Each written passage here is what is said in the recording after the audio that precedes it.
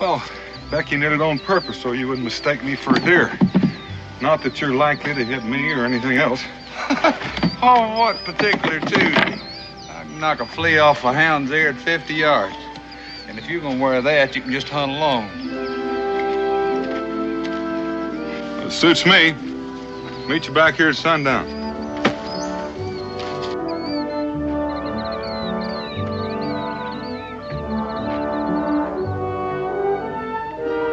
Hey, Josh.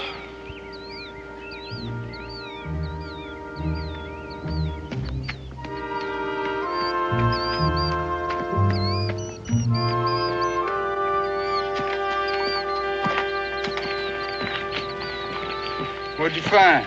I don't know.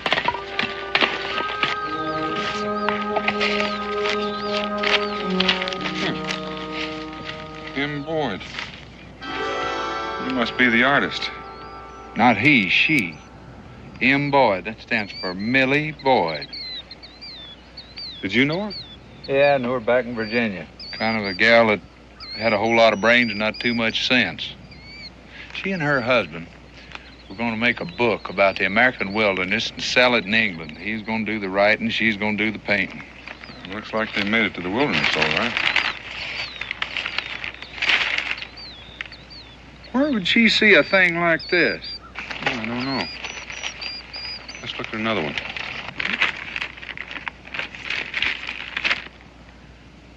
That looks like an Indian mask. Didn't look like any Indians in these parts. Millie and Sam, right here in these woods. Well, not necessarily, Josh. It could have drifted down the river a long ways last spring during the high waters. It traveled a long way before it snagged up here. And you never know which one of these feeder streams it came in on. Daniel, you mind if I keep these? And I reckon since you know the artist, you're entitled. Well, I reckon I'll scare me up a deer. You wear that, you're going to scare them. Well, this will attract them. I may hang it on a bush as a decoy. Good hunting.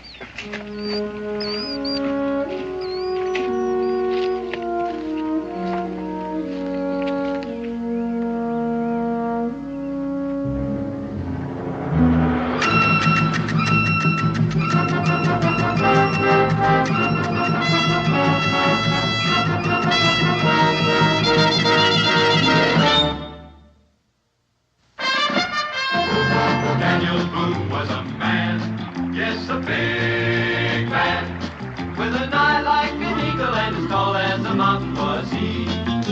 Daniel Boone was a man, yes, a big man. He was brave, he was fearless, and as tough as a mighty oak tree. From the coonskin cap on the top of old Dan to the heel of his rawhide shoe, the rippinest, roaringest, fightingest man the frontier ever knew. Daniel Boone was a man, yes, a big man, and he fought for America to make all Americans free. What a Boone wanted to do and what a great American was he.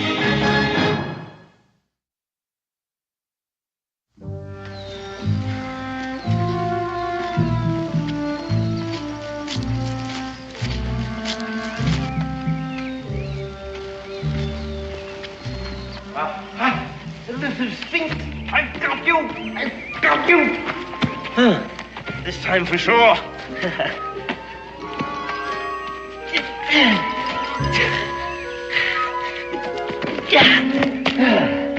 Oh, beauty, a beauty. Forgive me, sir, for seeming to ignore your presence, but it's not every day one takes a drops of versicolor, is it? Magnificent, isn't it? Huh?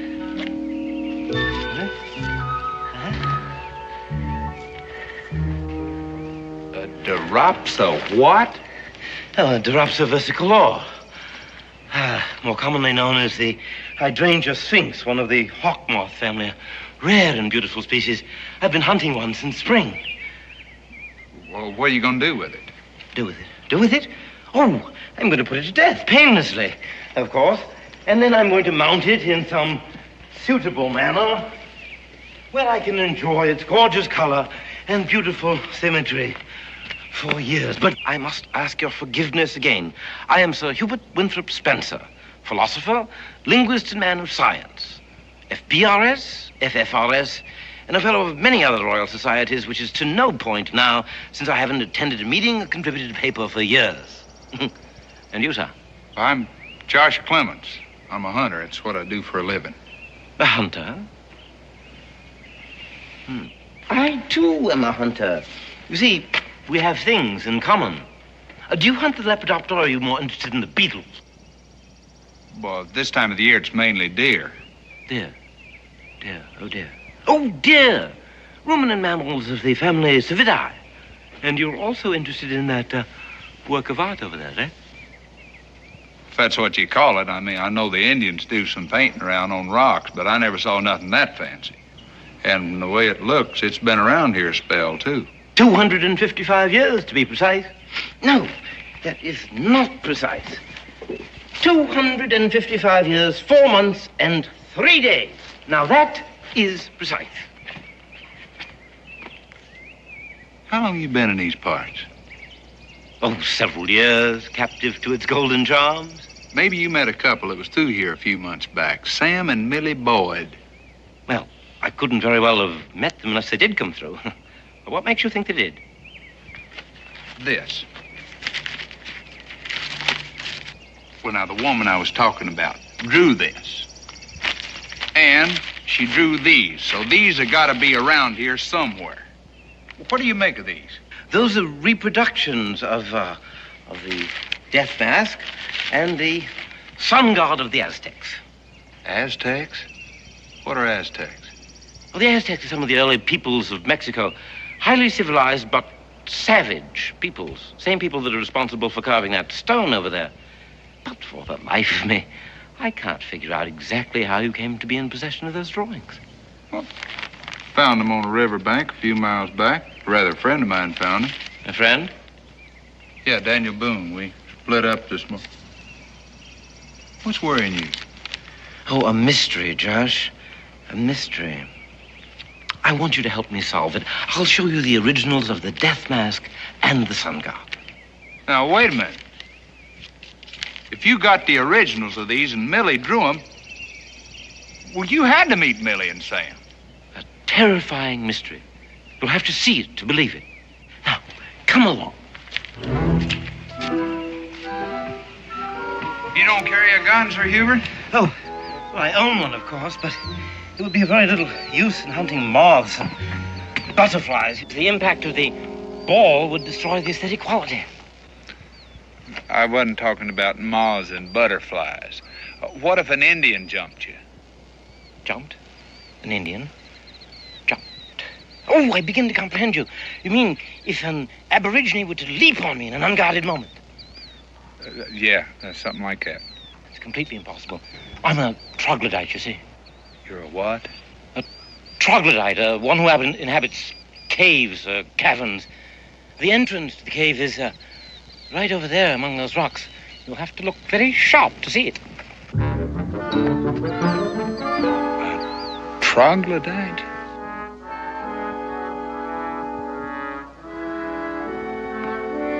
Hubert?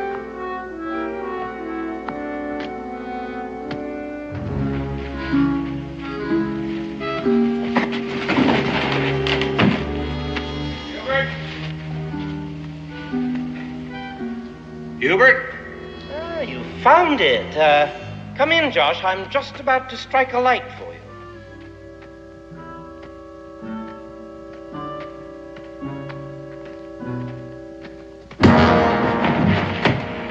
Quite a bright light, wasn't it? The brightest that you'll see for many years. For now, you descend into the Stygian darkness, which is to be your tomb, although I hope to enjoy your company for many years to come.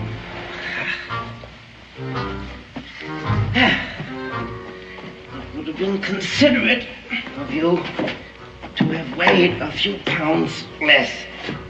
However, off we go.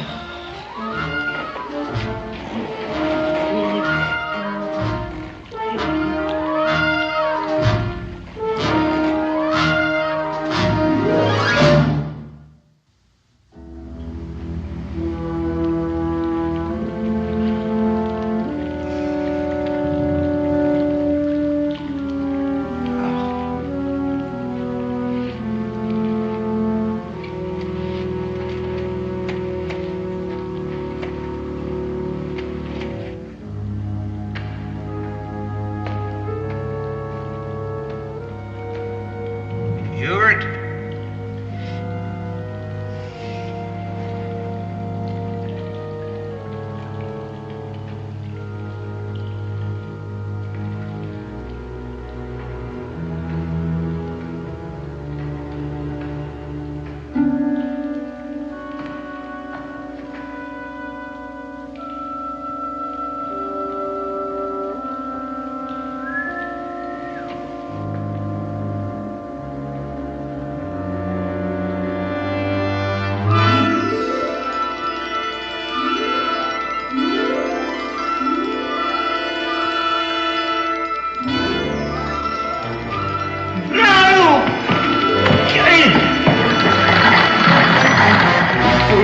For me to leave this trap set, but I hardly expected a visitor when last I left here.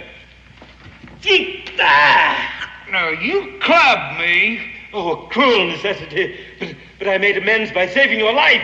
Yeah, from your own trap. No, that trap was designed by those who placed the treasure here. Fantastic, isn't it? How do you open this thing?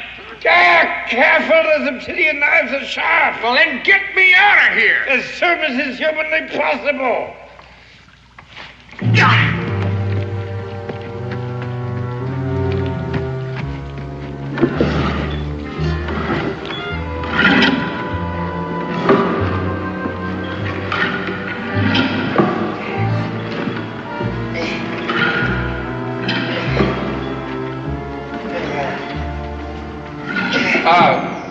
This stuff looks like gold. Oh, it is. Solid gold. The lost treasure of the Aztecs.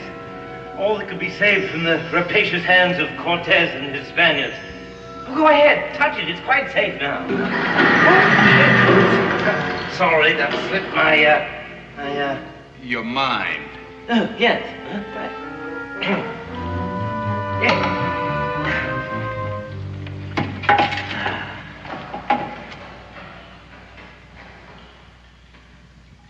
The throne of Montezuma, brought northward 255 years ago. Go ahead. Sit on it. Sit on it. Go on. Sit on the throne. Sit.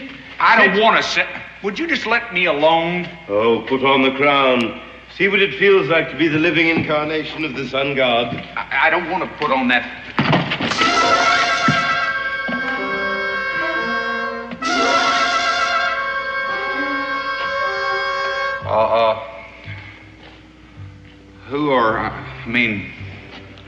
Who were they? These are the bones of the unfortunate people who transported the treasure northward. Slaves who were rewarded for their labors by death so that no one would know where it was hidden. Intelligent slaves with an average cranial capacity of 1,500 cubic centimeters, which, I dare say, compares roughly with your own.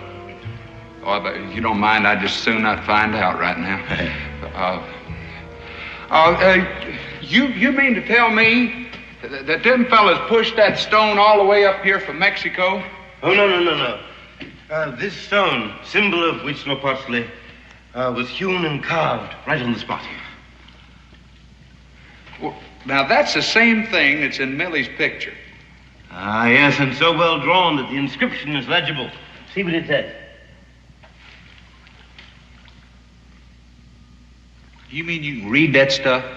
Oh, as easily as you read English. You do read English, I trust. Tolerably. Huh. Well, I quote, "Now is the sun of the Aztec sunk beneath the darkness of the world, here to sleep until the earth is drenched with Spanish blood, and then like grains of corn drenched by rain, I shall rise again." That's a terrible rhyme, but only in the translation. Here to sleep. Thus it means here. This is a curse against the conquerors, and a prophecy that we may yet live to see fulfilled. Well, that sounds like it guarantees us a nice long life. If nobody was left that knew about this, How did you find it? I am a man of genius. I came to the New World to study its insects and to immortalize my name by affixing it to a hitherto unclassified moth or beetle. Teleus polyphemus Hubertius spencerius. But their ancient civilizations interested me more, and I learned to decipher the most difficult of their hieroglyphs. From the few codices that were saved from the fires of the Inquisition, I found clues in a strangely marked trail leading northward. I followed it, destroying the marks as I came so that no other might do the same. It led me to that curiously carved stone where we met today. Confess, Joshua! You knew that stone was a guide to this cavern? I hardly had time to look at it. You were hunting it. No. Look, I can see where a man sitting on top of all this gold would have to be suspicious of anybody coming this valley, but you got to take my word for it.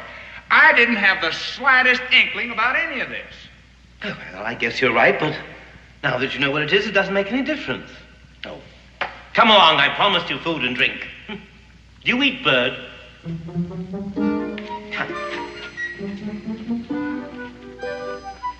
Birds.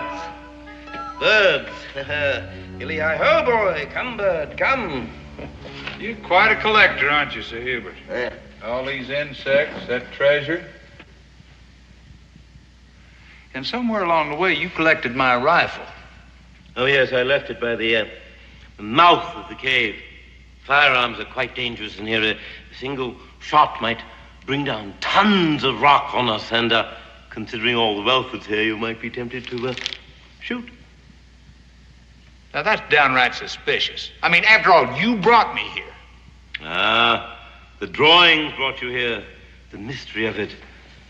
Can spirits transport material objects? Do dead men walk? What is justice? Who is Sylvia? How fast is a snail's pace? What the devil am I talking about anyhow? What are you doing with my drawings? I'm using them to roast the grouse with. But you're burning them. Why, if it's such a mystery? I tried to figure out the mystery while you were asleep. But it was no use. No use at all. The eyes cannot see, the ears cannot hear. The hand cannot touch. Man's feet are unable to sing. The liver is unable to plumb the heights of the intellect of man. There's no mystery about one thing. Millie made those drawings, and she had to be in this cave to do it. And most likely Sam was with her. Ha! That is not the mystery. Then they were here. No, I said that is not the mystery. Then what is the mystery? The mystery is how those drawings ever got out of the cave. Well, Millie and Sam took them out with them when they left, I guess. No. Why not? They never left. You mean they're still here somewhere? If you believe in the immortality of the spirit, they have departed, but in a purely physical sense, they are here. Dead. You collected them, too. Lured them into this cave just like you did me and then killed them. Maybe you got them stuck up on pins somewhere, too. I do not have them stuck up on pins. I wanted them to live. Sam Boyd shouldn't have tried to escape. Tried to escape from what? Wait a minute. Now, you're going to sit down and you're going to tell me exactly what happened. Because I got to give a complete account to their people when I get out of here. Oh, now, Josh, come, it'll never do for us to quarrel. I'll give you your first lesson in biology, the anatomy of the goat moth. I don't want to know about a goat moth. Oh, by spring you ought to be able to call all of these by their Latin names. By spring? Certainly you should be able to master it by then, and if not, we've got a lot of time. I told you I'm a captive here. A captive to its golden charms, and you, sir, are a captive too. Who's a captive? I can leave here any time I want to. You cannot leave any time you want to. You cannot leave ever. Huh? You must be joking. Who's going to stop me? I'm bigger than you are, I'm younger than you are, and Well, you ain't even carrying a gun. Well, then go. By all means. Leave. Go. Depart. Leave. I shall miss you if you go. But I should warn you that each one of these passageways leads to 100 others, and most of those lead to death. We're a long way from the mouth of the cave, and you have no idea which direction it is. And you don't have a light. Wait! Come back, Josh. Not that way. Stop, I tell you! Careful, there's a very deep...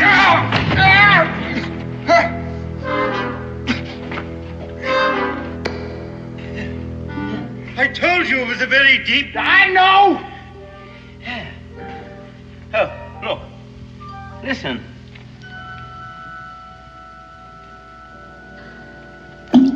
I've computed the fall at 5 seconds. Gravitational acceleration, according to Galileo, is 32 feet per second per second. Therefore, the surface of the water is about 480 feet. Just shut up and get me out of here! Go ahead.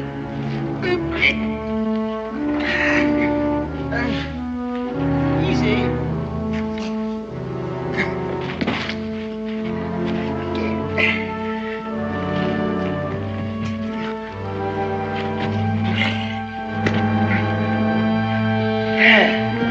Yes, this is where Sam Boyd left us.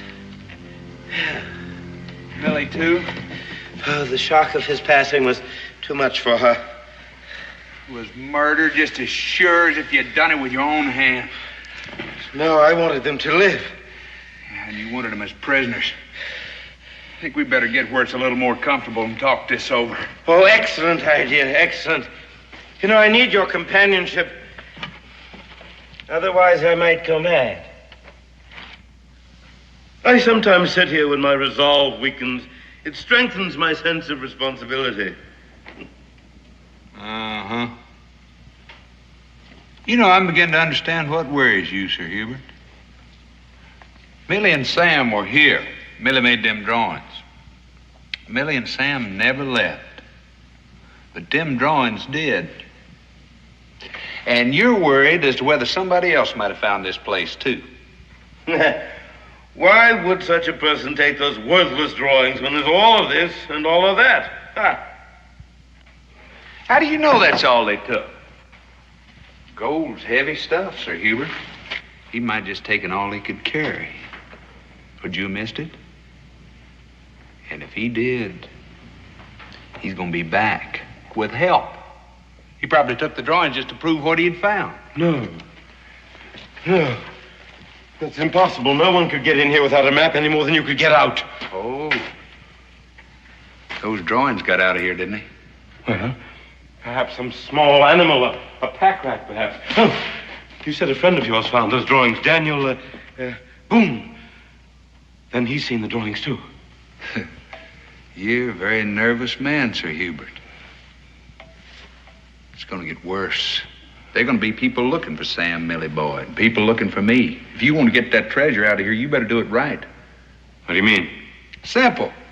You pack up all this gold we can carry, take it out of here while we still got a chance. I'm not going to take any of it. You can use me as a pack mule. One load, Sir Hubert. You'll be a rich man for the rest of your life. You can hire an army to come back here and haul this out. Sacrilege! I read you the inscription. This gold belongs to Huitzilopochtli, sun god of the Aztecs, here to remain until the earth is drenched in Spanish blood. You are an educated man. I mean, you can't believe all that stuff. And why not, when the prophecy is so close to fulfillment? Over 2 centuries ago, the Spaniards invaded Mexico. They won their ways into the chambers of Montezuma, Huitzilopochtli's living representative on earth. They killed him, a slap in the face of the god himself.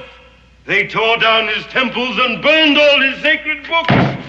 They stole all his treasure, all except this. And the sun god bided his time. And what did the Spaniards do with the gold?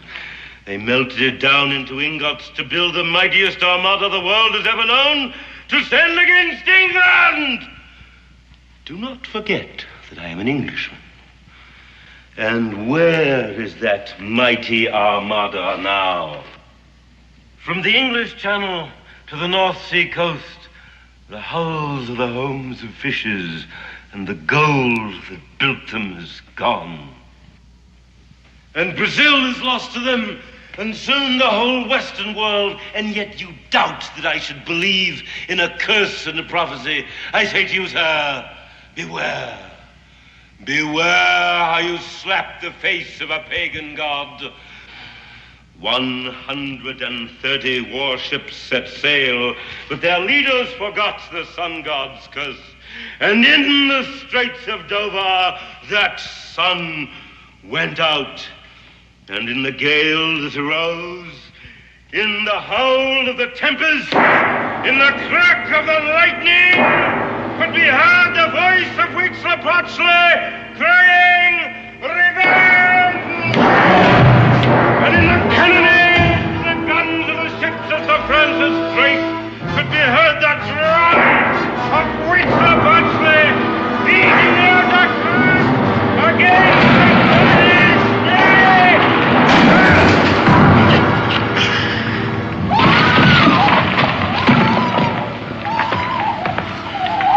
That's a human voice. It's a woman's voice. She might be hurt. Pound it.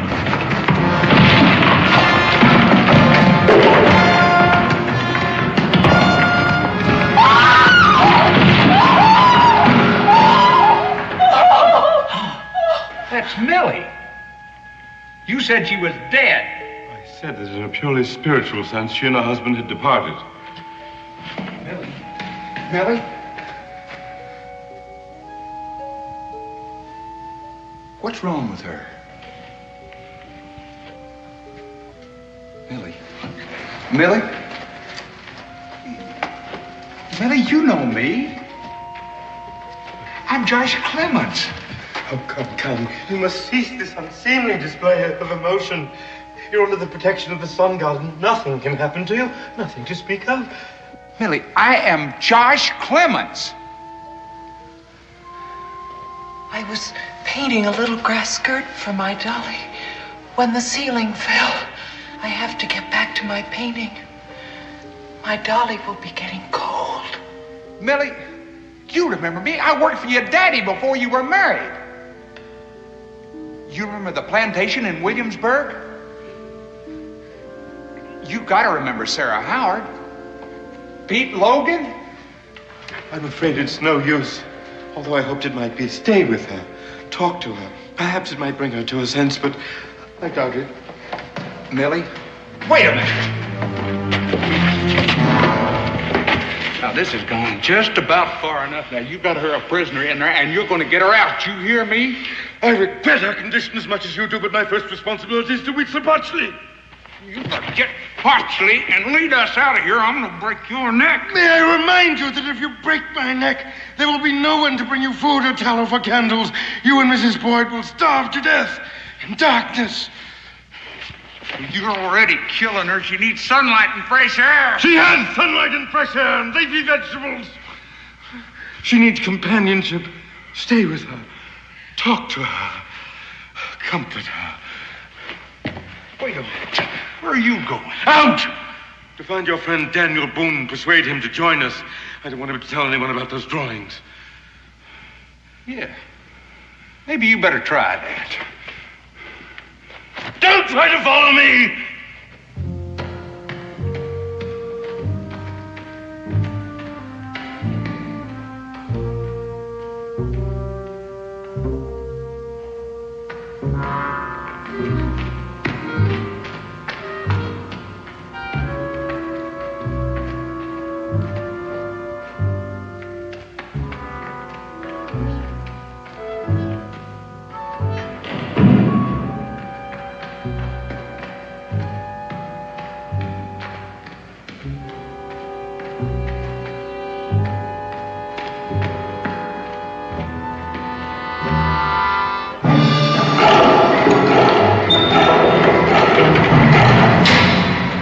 I told you, I do not like being followed. It makes my flesh crawl.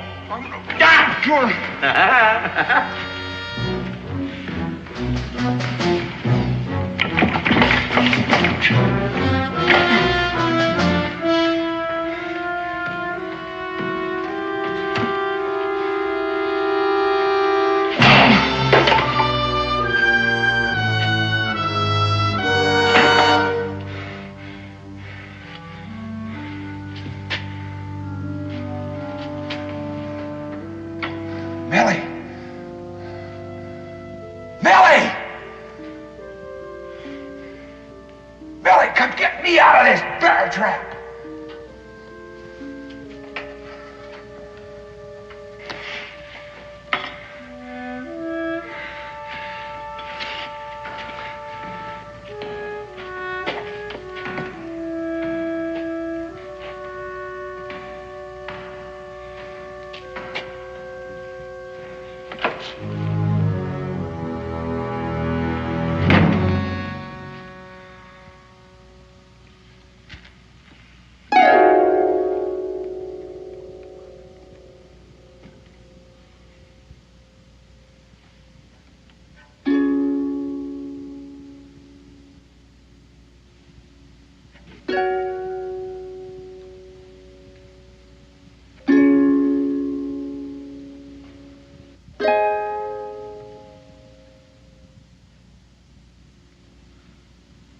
Do you remember, Millie, that evening in the spring when the river was high and the moon was low, the curlews cry in the afterglow, when you were just 16?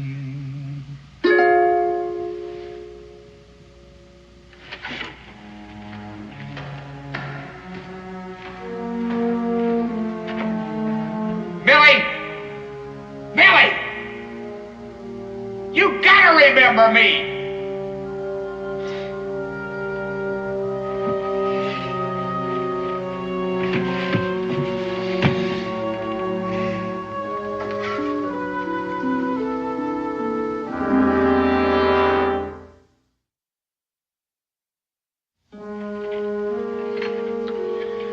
You must remember, Millie, if only in a dream,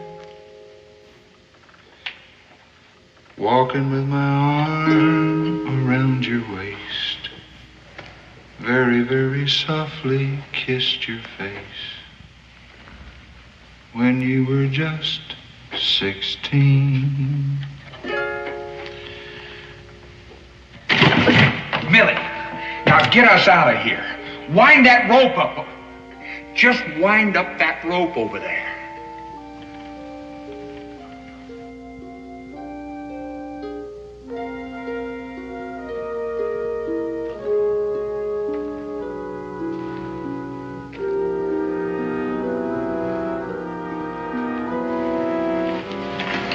Are you sure he's gone? You do know me. Yes, I knew you at once. I wanted to cry out. The sight of a familiar face. Well, then you were just pretending you lost your mind. I never know when he'll be watching me. But why? I mean, why'd you do it? So he'll leave me alone. He's quite mad, as you've probably realized by now. He frightens me. And just maybe, if he's convinced I've lost my mind, he'll not watch me so closely and I'll have a chance to escape. How?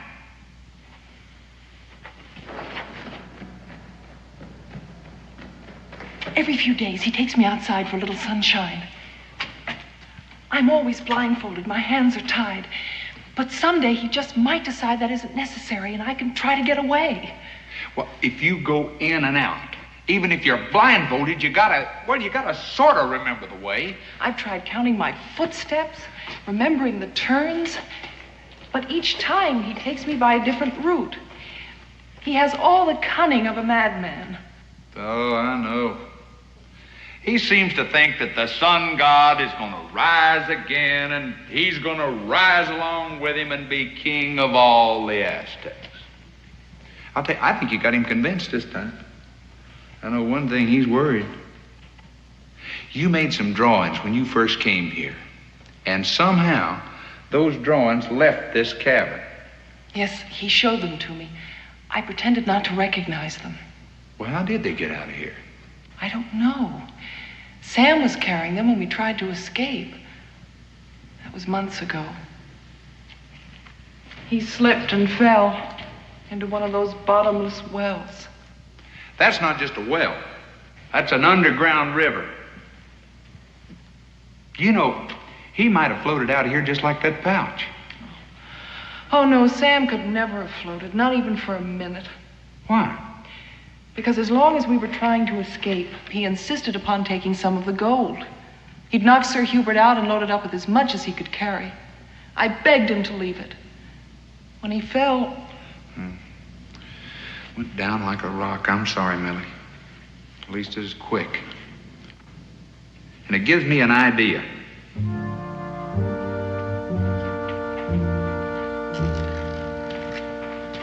This is the place. I know, I've been here. Listen, you wait right here.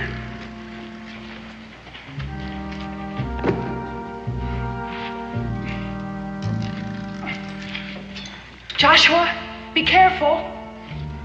Don't worry, I have a memory to keep me careful.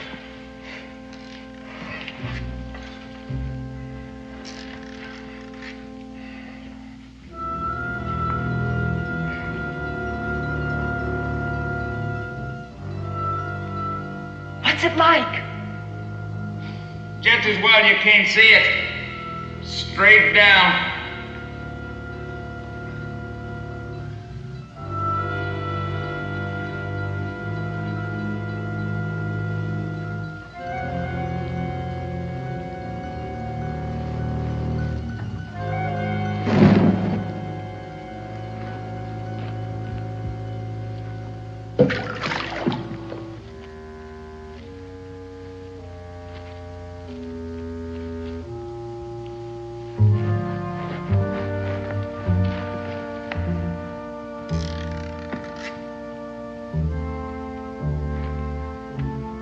Nobody ever gonna get out of there.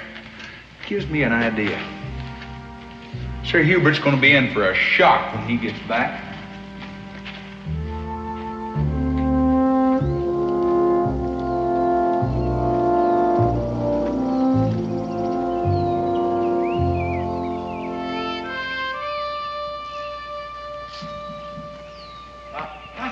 The little Sphinx! I've got you! I've got you!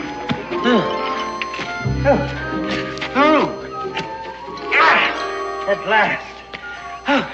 Forgive me, Daniel, for not appearing to have noticed your presence, but it's not every day that one gets a diopsa versicolor, is it?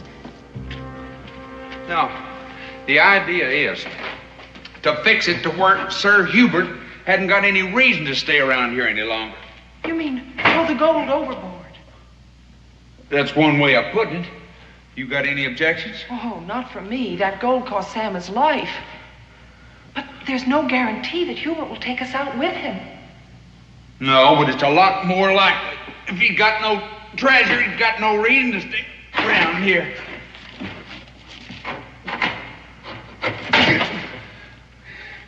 That stuff's heavy.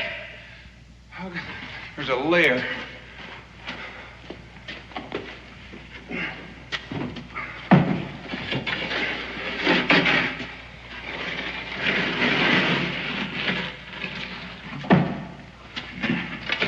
You just lay right over there.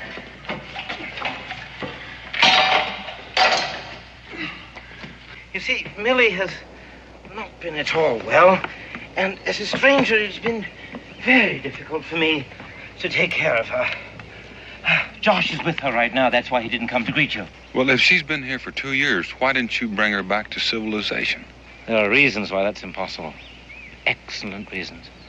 Soon you'll comprehend it completely. Well, I'm looking forward to that. Now, where is this cavern? Close now. Just wait here and I'll make sure that we're unobserved.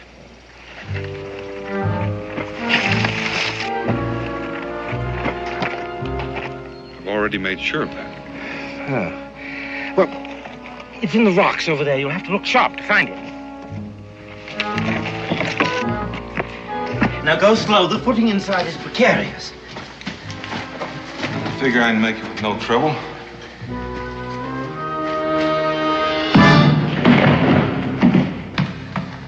No trouble at all.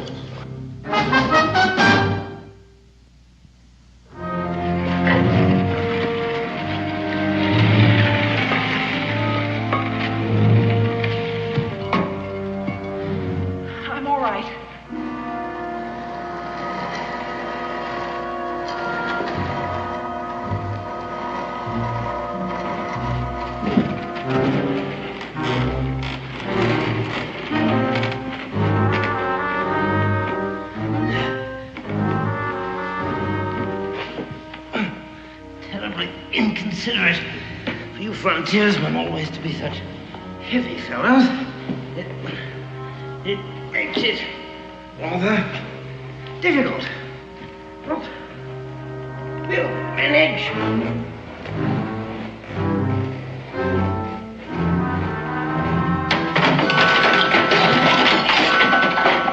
Just a couple of more loads. Fair enough. Fine. I'll be glad to see the last of it. The labyrinths awaiting thee, Stygian caverns black. Abandon ye who enter here, all hope of going back. Yeah, that's quite good. I must remember that. The labyrinths awaiting thee. No, a cavern is awaiting thee with Stygian labyrinths. No, with labyrinth. No, I have wandered in the cloister of the more.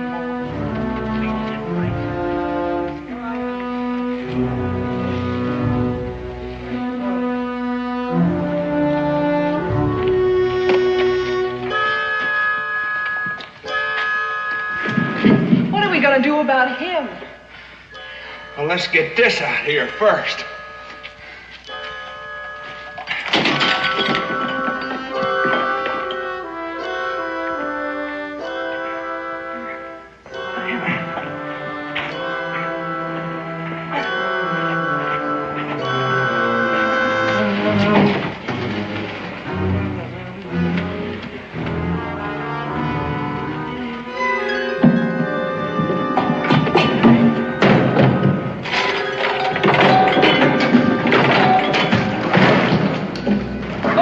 That's all the gold.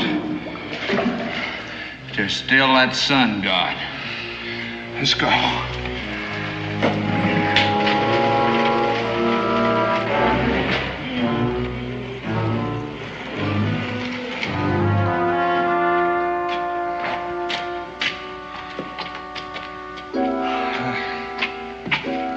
Now for old Wheatsy Potch. I got a feeling Sir Hubert will never leave here as long as he's around. And everything we've done is for nothing. We'll never be able to move that.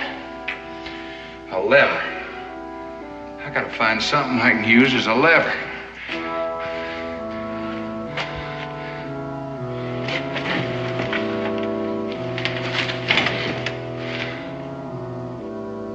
The axe! I can break him up chunk at a time and throw him in that river.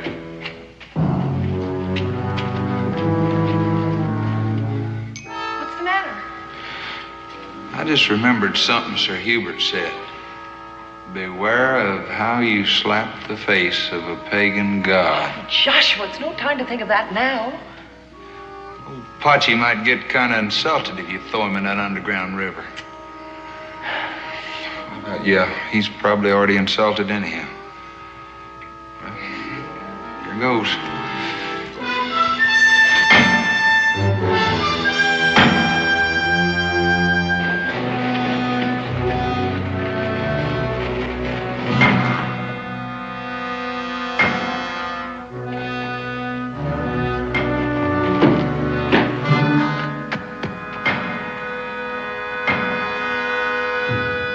Talk about a hard head.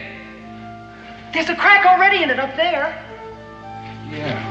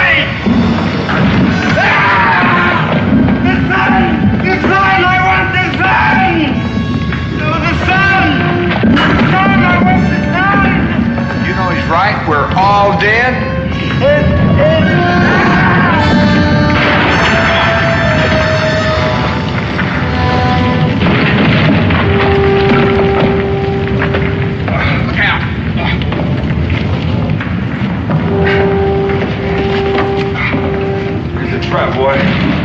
Where's that yarn? It's no use, Daniel. Hubert is the only one that knew the way out of here. Here it is. Give me a hand, Josh.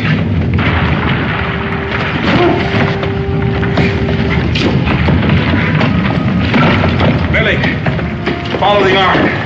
Look out!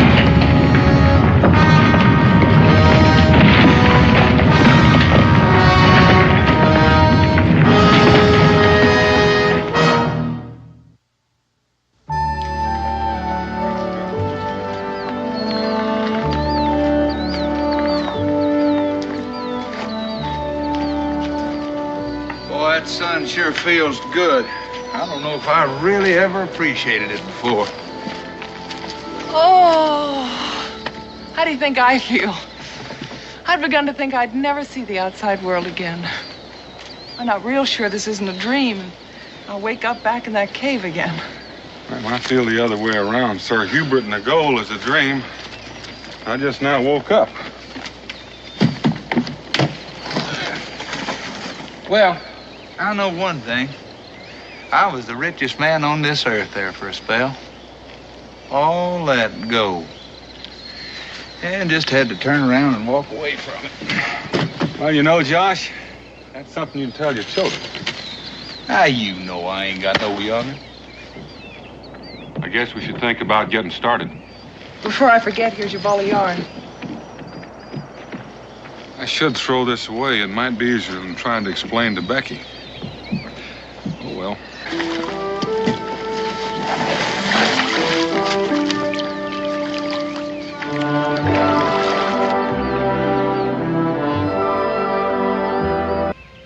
You remember that far back, son? Yes, sir. Well, then that's why. Because we want to come home decent and respectable. Yes, sir.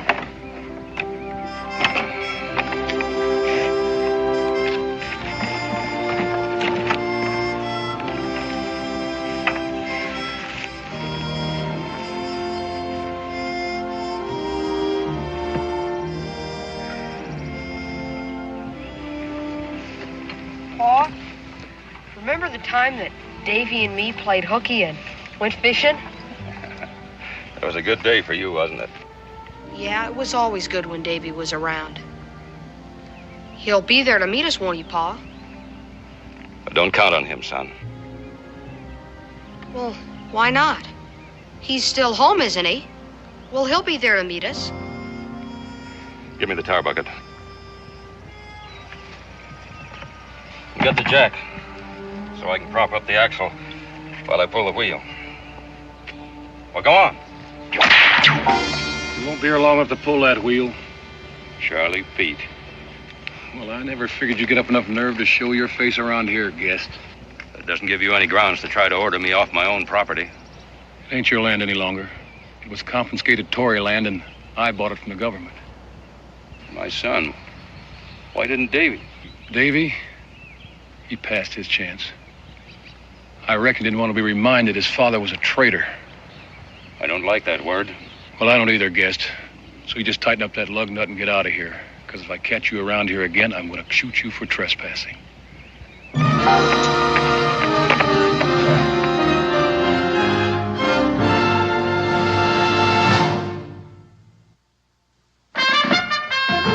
Daniel Boone was a man, yes, a big man, with an eye like an eagle and as tall as a mountain was he. Daniel Boone was a man, yes, a big man. He was brave, he was fearless, and as tough as a mighty oak tree. From the coonskin cap on the top of old Dan to the heel of his rawhide shoe, the rippin'est, roaring'est, fighting'est man the frontier ever knew. Daniel Boone was a man, yes, a big man, and he fought for America to make all Americans free. What a Boone wanted to do and what a dream come true was he.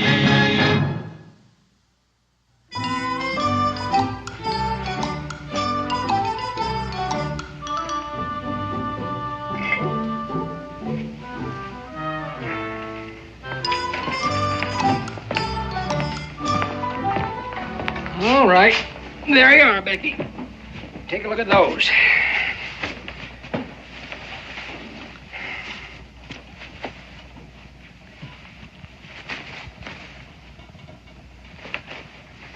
This blueprint, I think. Yes, Becky. And I'll need some needles. I surely do hope you have a sugar loaf. Dan's mighty tired of that long sweetening. Yes, Becky. Ain't you finished buying stuff yet, Mom? Israel, I think I've got something here that'll help pass the time a little quicker. Especially when you eat it out of doors.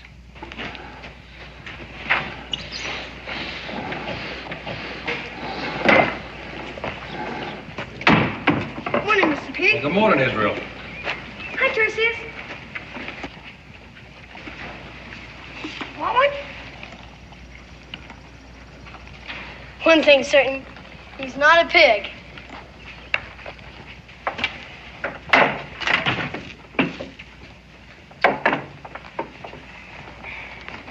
Sam, we got things to do. What things? We gotta see Davy Guest. What for? His pa just came back. John Gist is home. Yes, ma'am. I just run him and his son off my land. Reckon they figured Davy was still there. Davy ain't seen them yet? Nope. Becky, I got a feeling there's gonna be trouble. John used to be our friend before he left. Yeah, that's just the way I figured. John used to be a friend.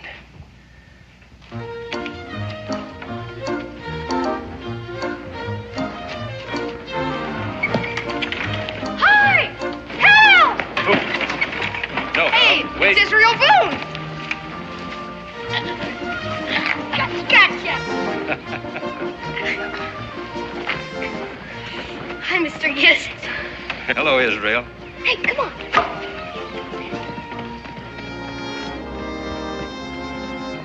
Get out.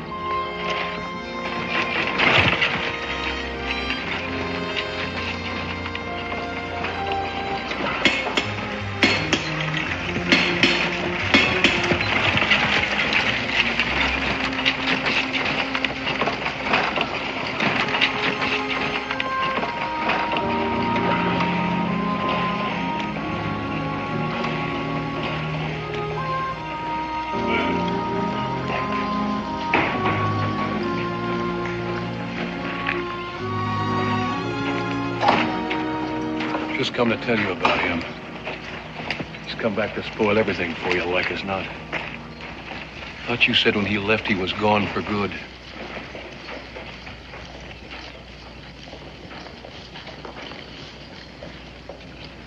Welcome home, John. Becky, thanks. Welcome home. Cincinnati, you remember John? Huh? John Gist. Oh, well, sure I do. It's been a long time. John, you thinking of staying? That's my intention.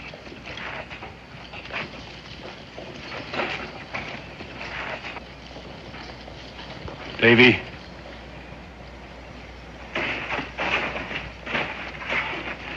Hey, it's Davy. He is here. Why did you have to come back? I'd almost lived down the shame. Davy. That's our pa you're talking to. Hal, I thought you were... go back to Canada. There's no place here for traitors. No traitors or their Tory friends.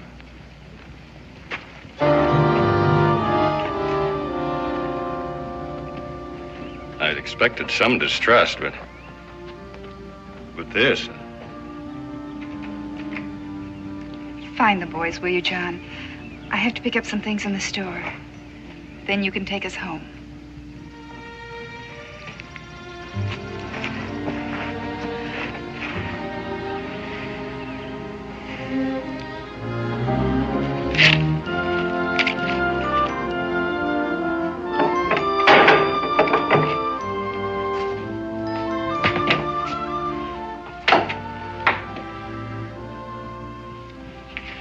Becky. Did you talk to John Gist? Not yet. He was watering his horses. But I don't mind telling you I was a mite surprised to see him. Do you approve? Approve of what? Of my bringing John and Hal here. I'm not sure.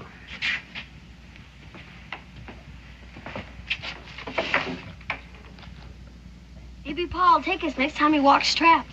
You know how he always favored you. So did Davy once.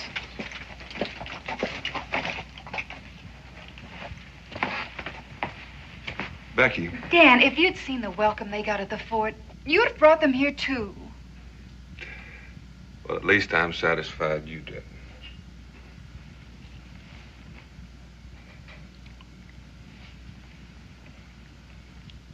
Dan, about John. I know what you're going to say.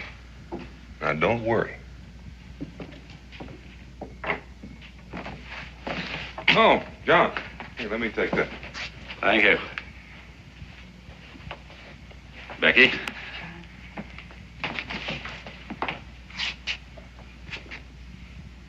Dan? Thank you for having us. Well, Becky's the one you'll want to be thanking, but be welcome. But you just as soon I hadn't come back. For your own sake, John, and to put it bluntly, I just as soon you'd stayed in Canada. Oh, come on in, Hal. Close the door, will you, Israel? Yes, sir.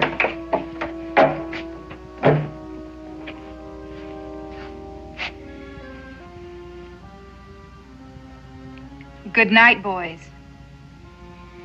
Come on, Hal. Up the ladder, Hal. Oh, remember, you stayed here lots of times.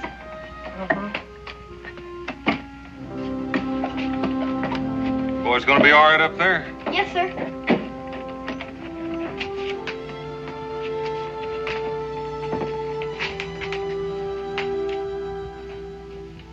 John. Can we go outside to talk?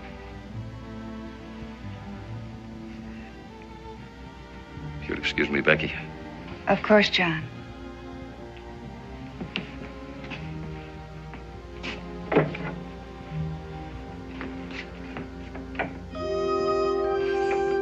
I didn't mean it the way it sounded, Hal. You know him. I know Davy, too. He used to favor me, but he despised us when he saw us. He hated Pa. What are you gonna do now, John? Your homestead's been sold. Well, you've sure chosen yourself a hard row to hoe. We both know that. Dan, I need you at least to understand why I chose it. You know what I'll never understand is what changed you. I didn't change. From patriot to Tory? No. When the British were hunting the Virginia Burgesses to stand trial for their lives, didn't you risk your own neck to hide and protect them? Well, of course I did. And when the Redcoats finally fired on us, weren't you and Davy among the first to join the militia?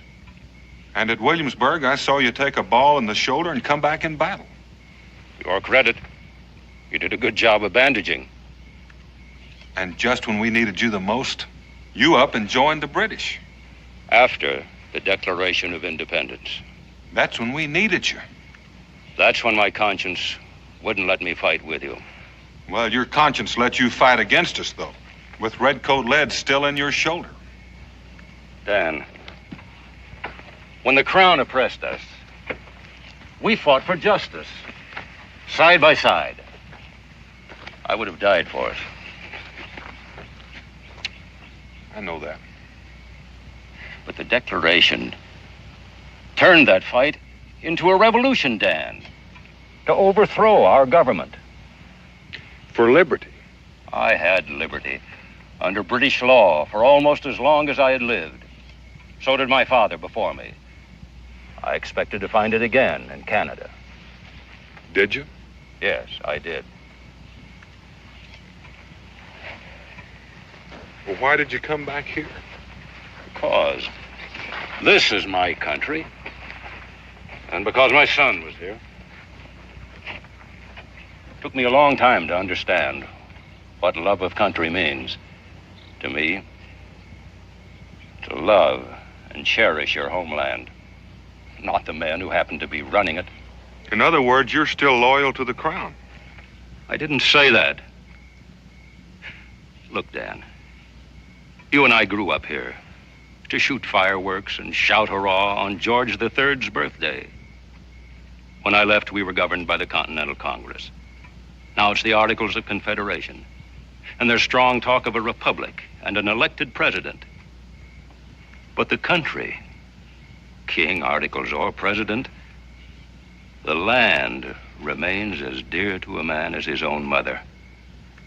As much a part of him as his own sons. Even when his son and his country want no more to do with him. Well, I'm not going to argue with you about that, John. There's another thing you've got to think about. You aren't the only one that's going to have a hard road to hoe coming home. Hal? I know. Are you willing to see him go through it? Man or boy, your country is worth fighting for.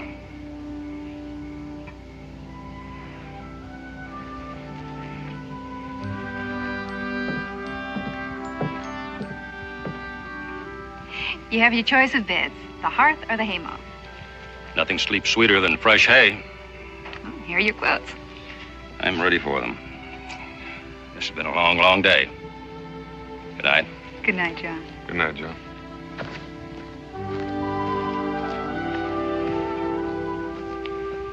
Penny? You know, Becky, my father used to like to tell about a tribe that believed that when a man could learn no more, it was time for him to leave this earth. Well, one old fella decided he could learn no more, and he sat down to smoke one last pipeful with his friends. And the boy, whose job it was to light the pipe, rubbed his fingers in the mud before he reached for the coals. And when asked why, he said, because the mud keeps the coal from burning me. And the old man got up, took off his shroud, and said, fellow tribesmen, no man is ever too old to learn, even from a little boy.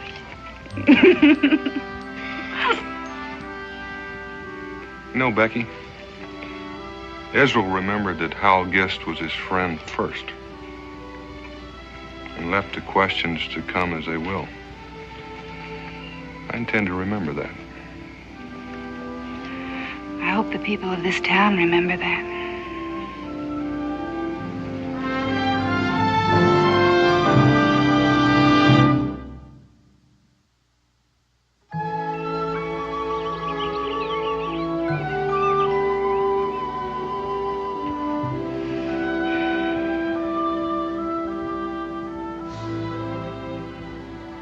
Paul?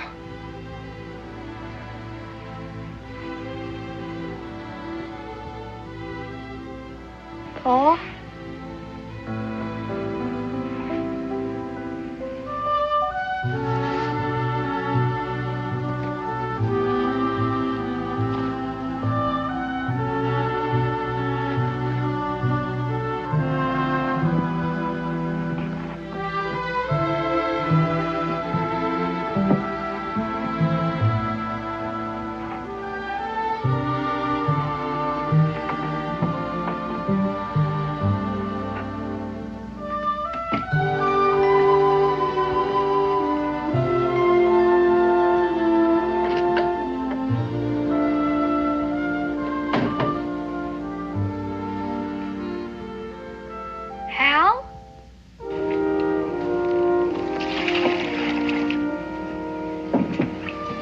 Good morning, Hal.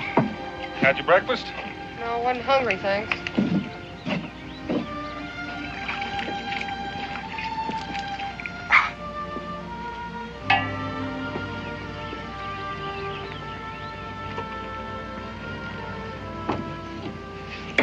Hal! Hal! What's all the excitement this early in the morning? Hal's gone.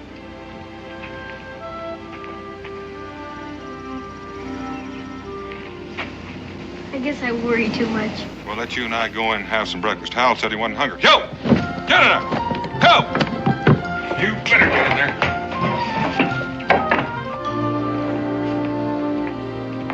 Let's eat. Isn't Ma gonna eat breakfast with us? She's not here right now. Miss Gordon took sick yesterday. She went over to take her some bread. She'll be back after a while. Who cooked breakfast then? I did. And if you have any remarks to make, just don't make them.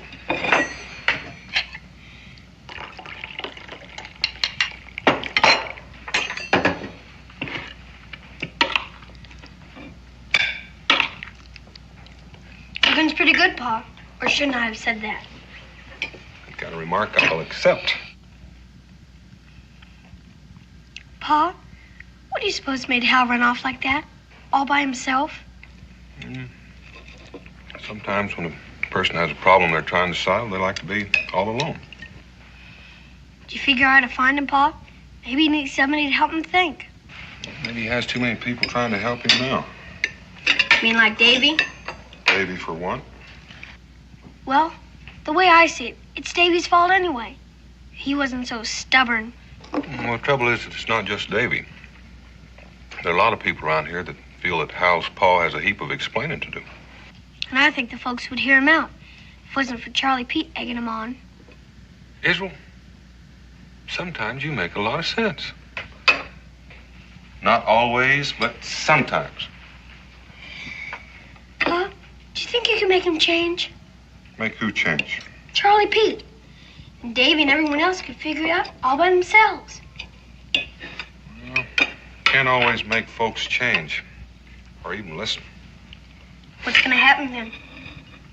I don't know. You know what I'm gonna do right now, Pa? Yep. Right now, you're gonna finish your breakfast.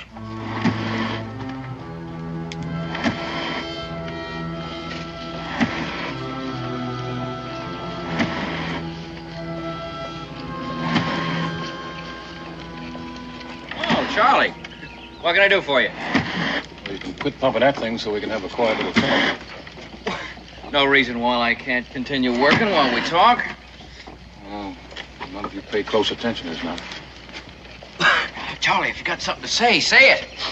Yeah, it's about your pa.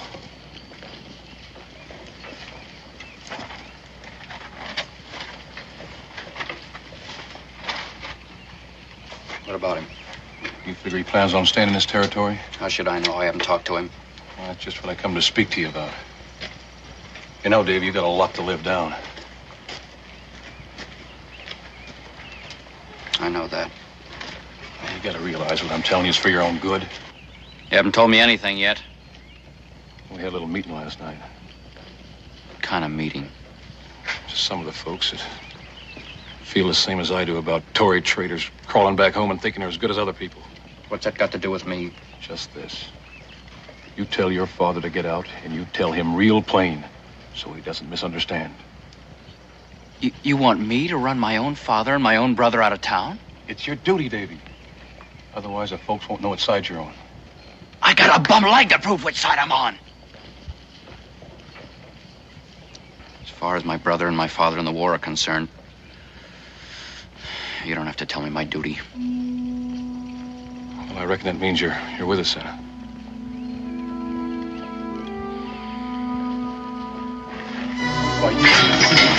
Hal, come back!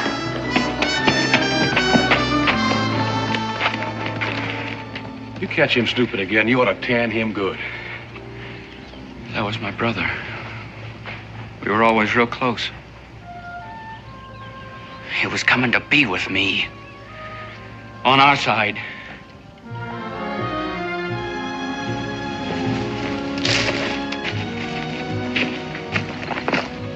Hi, Hal.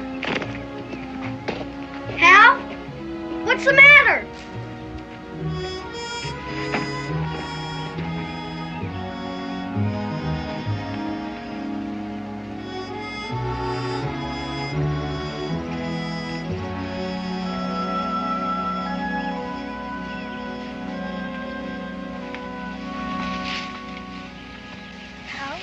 What's the matter? Isn't there some way I can help? Go away. There's nothing anyone can do to help. Just go on away.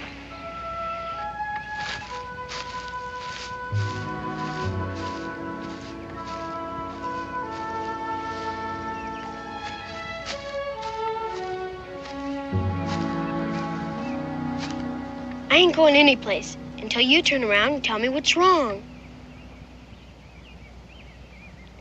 Well, if you feel that bad, why don't you cry? Pa says it's no disgrace. He says it does a body good. I guess you've been talking to Davy. No, I meant to, though, but that old Charlie Pete got there first, and he and Davy talked. What were they talking about? Well, Charlie Pete done most of it, but he talked like he blamed Davy for something that Pa had done. That's what the preacher must have meant last time he came down. What did he say? He said something about the sins of the father coming to visit with his sons. What does that mean? I ain't sure. Unless it means sometimes grown-ups do something to make it hard for us kids. You know something, Israel? You're real smart. Pa don't think so sometimes. And you're a real good friend, too. Well, you know, I feel a whole lot better now that you and me have had a talk. You mean that? Cross my heart. Well, if you feel that much better, why don't you and me go fishing? Come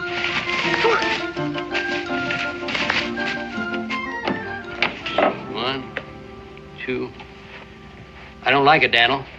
How long's he been here? Not even a week yet, and already there's trouble brewing? I tell you, if John Gist stays, there's going to be big trouble before we get through. What makes you say that? Well, Charlie Pete was in again last night, along with some of the others. Now, he's getting folks all steamed up. Charlie talks too much. Oh, well, he had a lot of folks that was listening to him.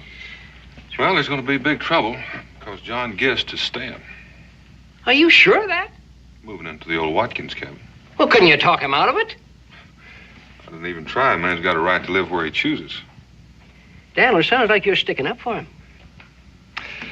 Cincinnatus, who's to say he was wrong? You and I stood up for our beliefs. So did he. I reckon that's his privilege, too. Yeah, well, I wish he'd choose someplace else to do it.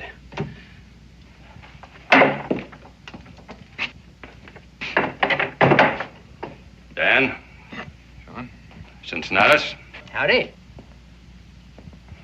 How's the cabin? Oh, lots more work to do. Hal's out there now. All by himself? Well, people haven't been exactly friendly. I don't think they'd bother a small boy. Well, now, what can I do for you? Broke my axe. Got to invest in a new one. Well, could Davy fix it? John, I've got some good ones standing right there in the keg.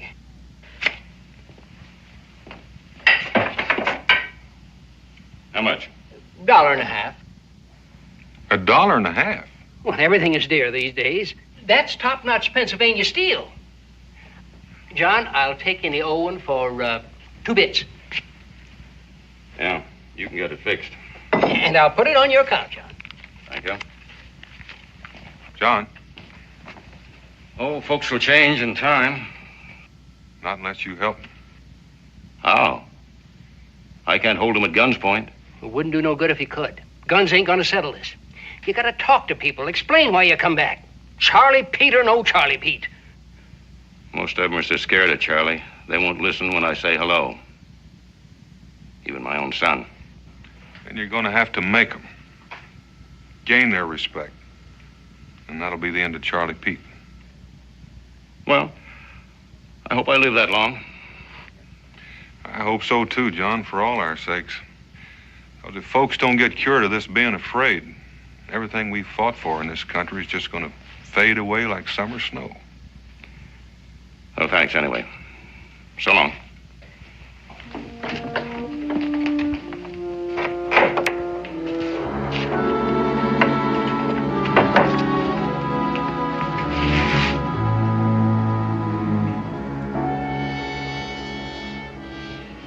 Guest, take your hands off of me. If I catch that wolf of yours spying on me just once more, I'm going to teach him a lesson he'll never forget. He didn't spy on you. You heard what I said. Charlie, if you ever so much as touch that boy, I'll hang your hide up to dry. I don't take words like that off your kind. You'll take them from me. Are you choosing me, traitor?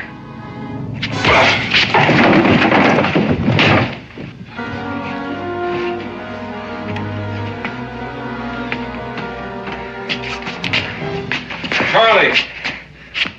That's enough. You had your sport. Leave him alone. Get out of here.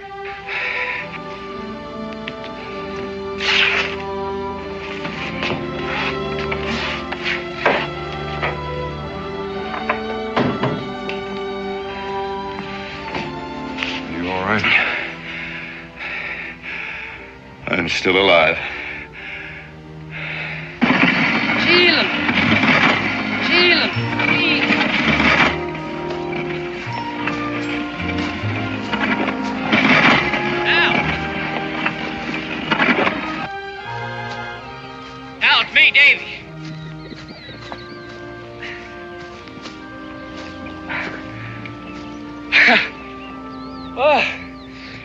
Looks like you've been working very hard.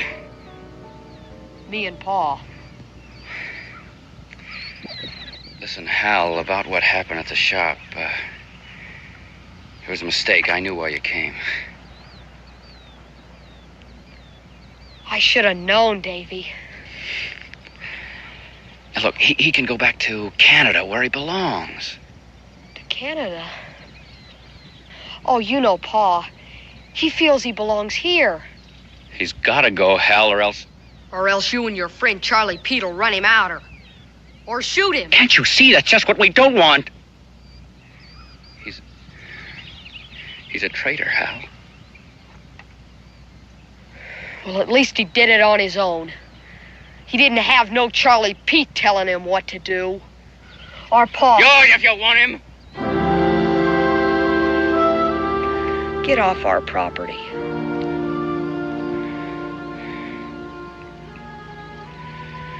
I'm taking you along with me. Now look, you and I'll live together. I'll take good care of you. We'll have fun like we used to. Come on.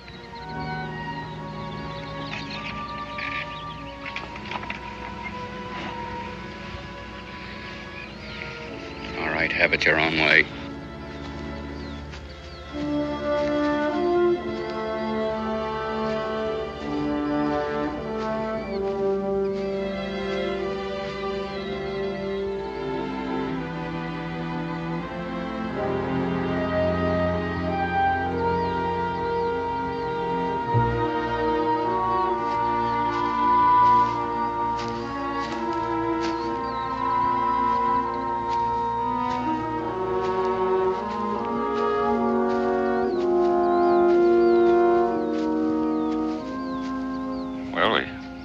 We got another axe. That's good. Anything you want to tell me, son?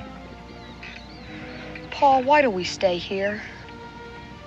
Because this is our country, son. Pa, can't you see it don't want us? Don't forget, we have friends here, as well as enemies. We can go back to Canada. Man can't keep running from himself, Hal. He's got to make a stand for what he thinks is right. No matter if somebody else gets hurt. No matter. Now I got sins from you and Davy both that's come to visit with me. It just don't seem fair. Get up.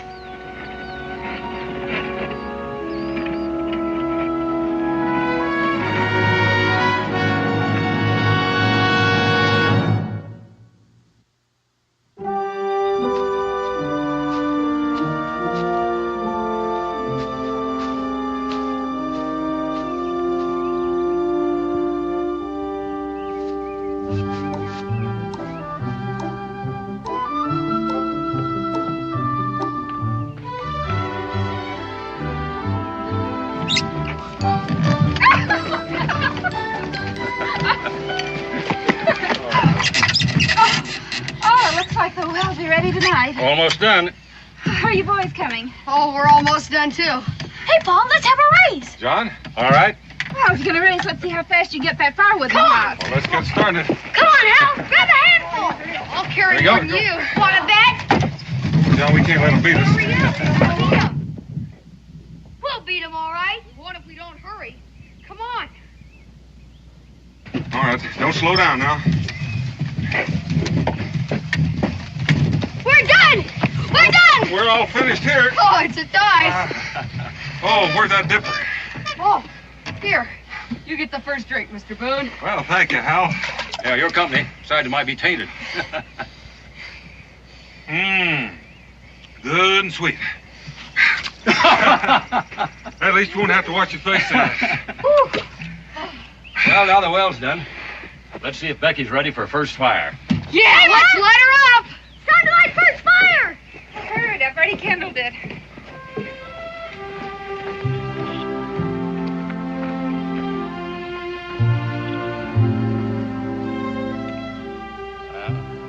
Old man Watkins knew how to build a chimney. She's coming. Well, at least she started anyway. I don't like that. Well, you know you got to wait for the hot air to start to rise before you get a draft. You know that, John.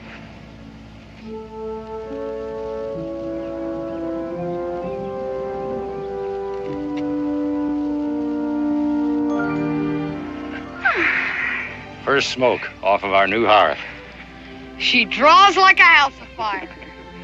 I've got a bottle under all that stuff in the wagon, if celebrating's not against your principles. It never has been, John. John, everything in its own time. You men. You know, the sun is already in the west, and if you want to sleep in your own house tonight... Ooh, and I almost forgot. Israel, will you get that little surprise out of the rig for me?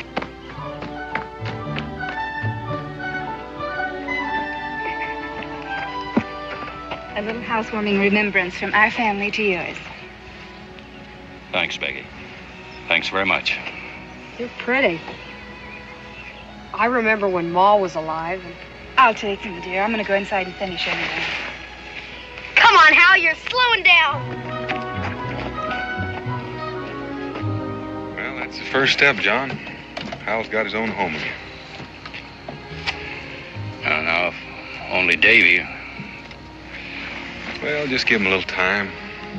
Are you two grown men going to stand there and let the children do your work? And we're ready for the furniture. You just heard the general speak. And when she speaks, you move. Yes, ma'am.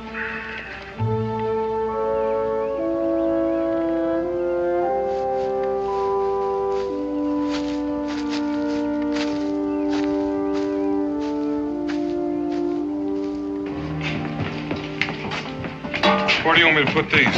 I'll put them right there. You know, John, I'll come back tomorrow and help you get your things arranged. Oh, is there anything else you want me to bring in, Pa? Well, I guess that's about it.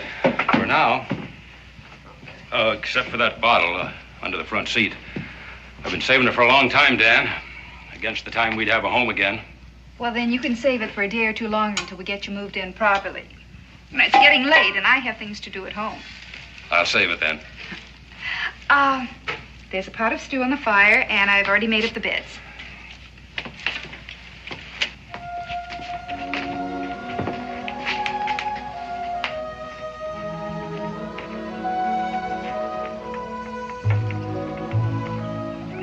Hal, aren't you going to say goodbye?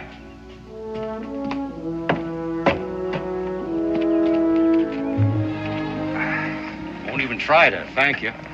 Well, there's no need to. You never know. Someday we may need some help. You just yell and we'll be there. Bye, Hal. The stew. It's burning. Come on, Hal. We'll see you tomorrow. Bye-bye. No matter how much we've done, it's still a lonesome house. Hey, Ma, why don't we give him a housewarming? You know, Israel, sometimes you come up with a real good idea. Dan, do you think people would come? If Pa asked them to a party, they would.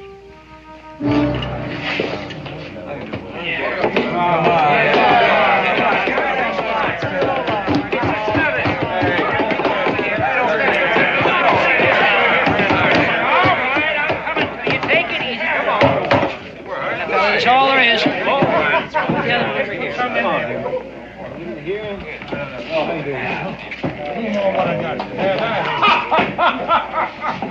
The point I'm making is we whipped them lobster backs once. Yeah, we and run them out. Yeah. Now, do we want them back or not? No! They all say that, except she ain't done one thing to prevent it. We already got one here, and he's took up land and moved into a house, and not one man's raised a hand against him. You, Henry, you lost a boy in the war, and for all you know, it was John Guest that shot him. Yeah, he sure could have. Yeah. Hey, what do you say to that, sir? Davy, for all you know, your own pa made a cripple out of you. Charlie, I'm going to ask you just one question. Go ahead and ask. Now, you've been making a lot of wild claims concerning just who shot who, so I'm going to ask you man to man. When you were out there fighting, did you ever stop to ask somebody's name before you pulled the trigger? You ain't taking sides against us, are you, Cincinnatus? Well, you can be real certain I ain't taking your side. You know why? I'll tell you why. Because Boone's been talking to you. What's wrong with that? I can answer that, too. Boone's gone and double-crossed us all. He showed Guest land, and now he's helped him fix up his house. Now, there you go. Boone being out there makes a difference, though, don't it? What difference? Well, he swings a lot of weight in these parts. Well, will you listen to that? Blood will out. What is that supposed to mean? I am no Tory, you all know that! What he really means is he's scared you might get nerve enough to stand up for your own. And, Davy, if you ain't got the nerve I have, because I am going to put a stop to this right now.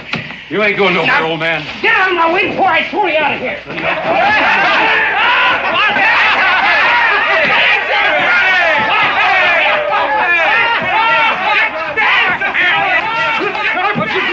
Get your hands! Any more yellow bellies around here? All right, come on then. Any man that hangs back's a Tory. You with us, Davy? Now, let's go. Okay. Come on.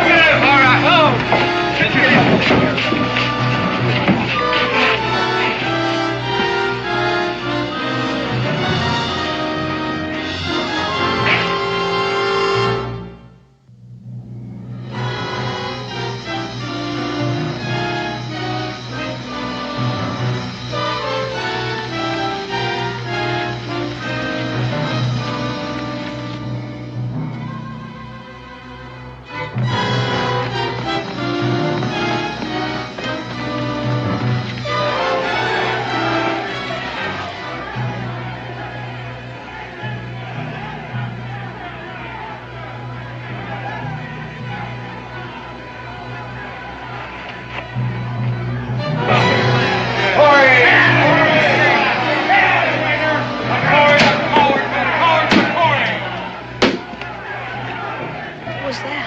It's all right, son.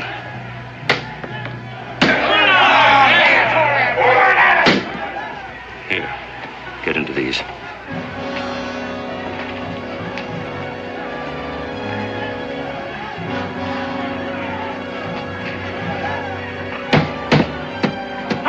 Come out, traitor! Yes,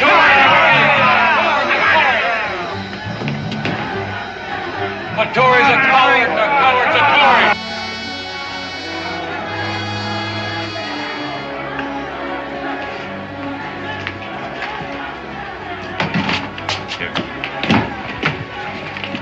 Climb out the window when I shut the door. You're not going out there, are you, Pa? I want to make sure they're watching me, not you. Keep low till you're well away. Then make it to the Boones for help as fast as you can go. Yes, sir.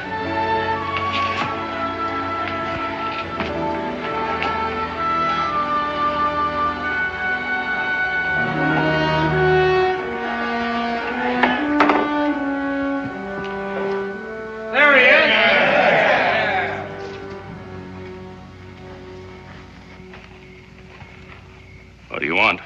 Well, it ain't no welcome home, I'll promise you. Where's Hal? You think I'd bring him out here to face your friends? We'll get him out before we're done with you, and we'll learn him about Tories. Yeah. Ain't you glad to see your own colors? Take a look. Yeah, take a look.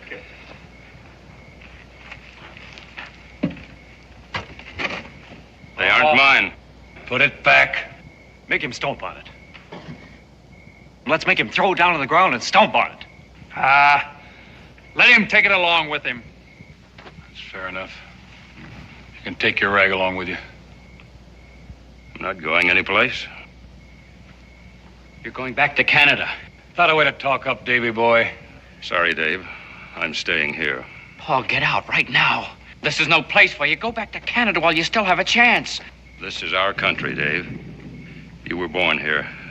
So was your brother. Your mother's buried here. And it's here I'll die. He said it himself. Sam, give me the rope. No, Charlie, we don't want no part of that. Yeah. Which side you on? Your take it'll make a man of you. But at least let him decide. He did choose. You all heard him. Say you ain't got no Tory blood? Here, I'll give you the honor. Or are you a traitor after all?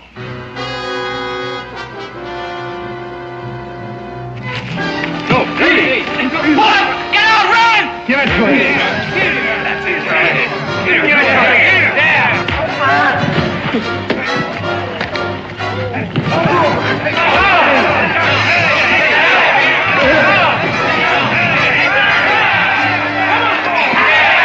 Charlie!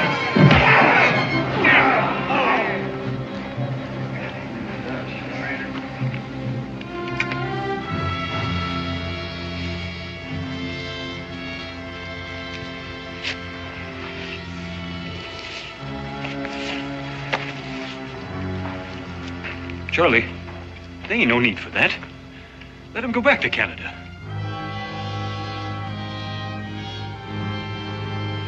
Take it. One end or the other.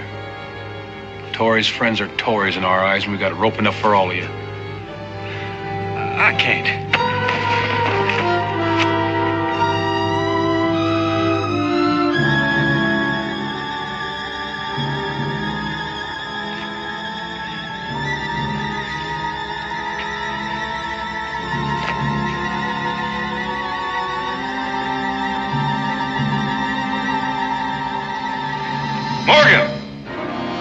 Drop that rope or I'll drop you, and it won't make much difference to me either way. You can only get one of us, Boone. I'll let you figure out which one it'll be, Charlie.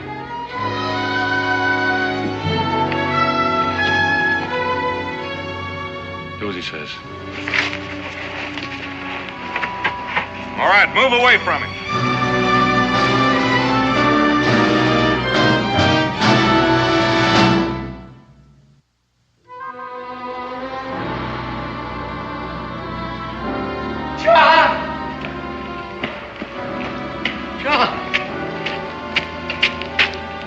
Daniel. I wouldn't do that if I were you, Charlie. Sam.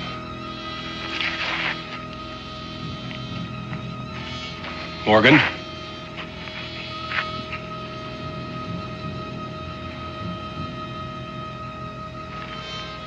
Tupper.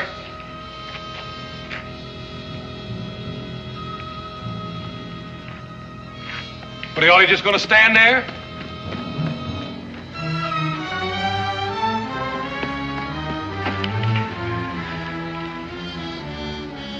They didn't quite commit a murder, Charlie, no thanks to you. Now, do you want to walk out of here, or do you want to crawl?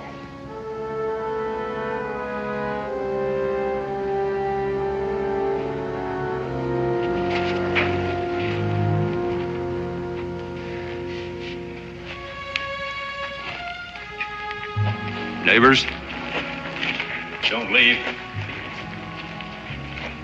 I think this is the time and place for us to try and understand each other. Stevens, Joe McAdams, Simon. Hardly a man here I haven't fought beside. You betrayed the revolution. Not as much as you, Morgan. The revolution was fought to prove man's right to his own conscience, whether you or me or anyone else agrees or not. Now, you men, you dared fight the redcoats and stand up to George III, and yet you knuckled under to Charlie Pete. because you were afraid that Charlie would think you were unpatriotic. Sorry, John. It was your speech, not mine. You said it better than I ever could. I only hope it's all over.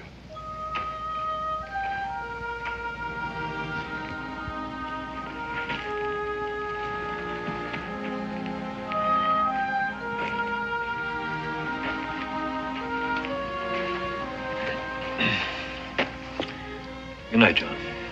Morgan?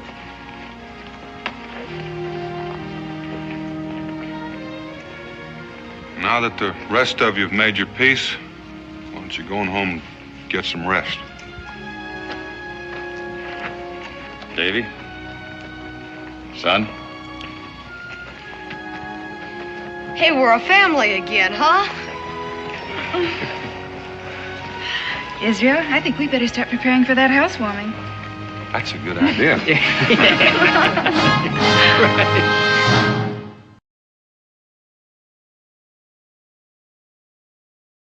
The roof, if he's out of nails. Well, now, I do have some cut nails, Daniel. See here? Could you use them? No one else has a prior claim. He'll take them all. Right, Becky. Oh, this fort's gonna be in bad way if the Phoebus freight wagon is ever robbed. I suppose you're referring to the Cumberland buckaroos. Well, now that you point out, I suppose I am. That freight wagon gets robbed, I'm out of business, just about. You and me and everybody else. This whole settlement won't last through the winter. You all have my word for it. It is not possible. Oh, Daniel, this is Sir Ives Wallace, the King's Marshal, Daniel Boone. Honored. I know of you, Mr. Boone.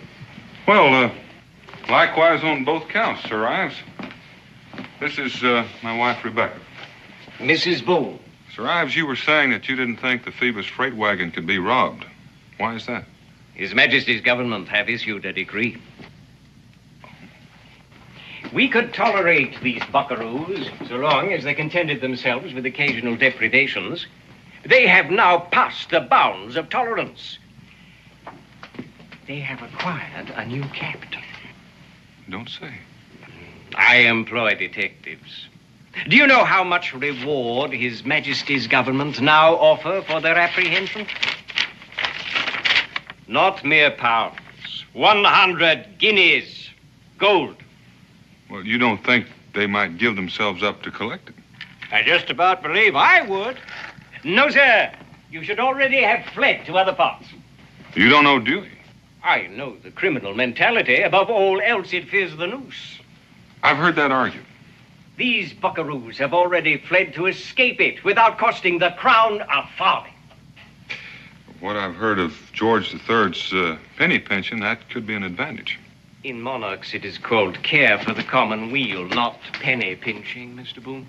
Though I admit I should never have suggested so large a sum had there been any chance of its expenditure. That is my art, sir. You can believe me, those scoundrels have departed. Here she comes. Is advertised Boston, New York, and Buffalo. 500 brave Americans. Go hail and go. The Phoebus freight? Loaded with loot like a Spanish merchantman. Is advertised in Boston, New York. You don't think it'd scare off the buckaroo if you changed that to Cherry Valley and Secaucus? That ain't where it happened. You could hush up. I'll hush him up for you. Put that down. I don't mean for that wagon to pass. I don't aim to waste no time on burials. Yours or theirs. You call yourself a buckaroo? Master pirate. Fallen to low estate, but not bereft of dignity. Is that what you call it? To fear the sight of blood? Davy, you were just born to hang. Joe Snag. That's unlucky talk. You're fooling yourself. You Cumberland buckaroos need me.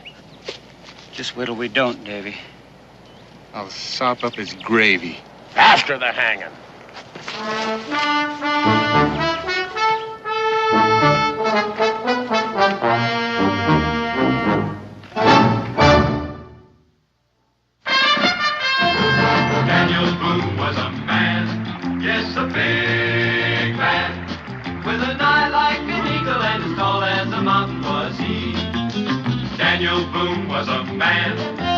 a big man. He was brave, he was fearless, and as tough as a mighty old tree.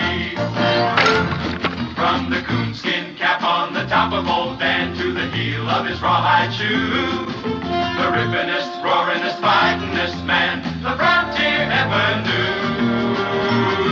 Daniel Boone was a man, yes, a big man, and he fought for America to make all Americans free.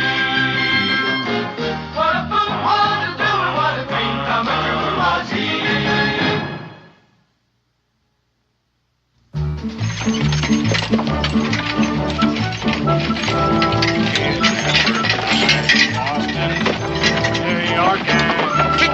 Kids! Oh!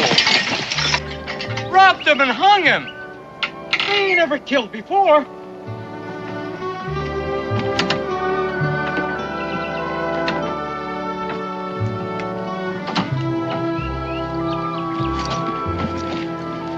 Still warm. It ain't been very long. On time.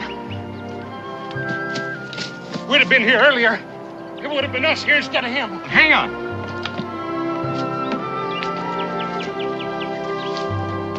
Careful, careful. Let him down gentle. Gentle now. Well, now, that was right neighborly of you. Buckaroos!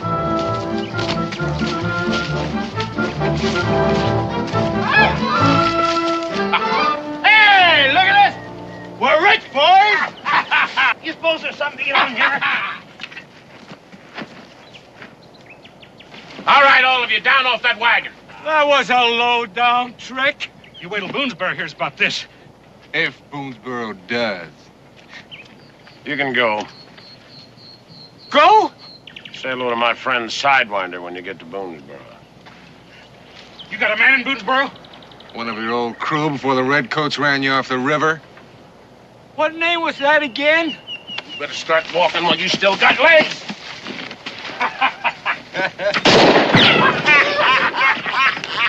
All right, let's get this wagon turned around and out of here before the whole world descends on us.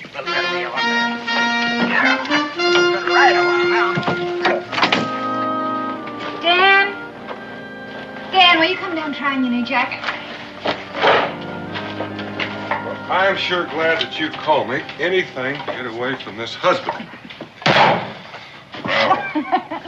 Dan, we're old married folk. Well, there's nothing more respectable.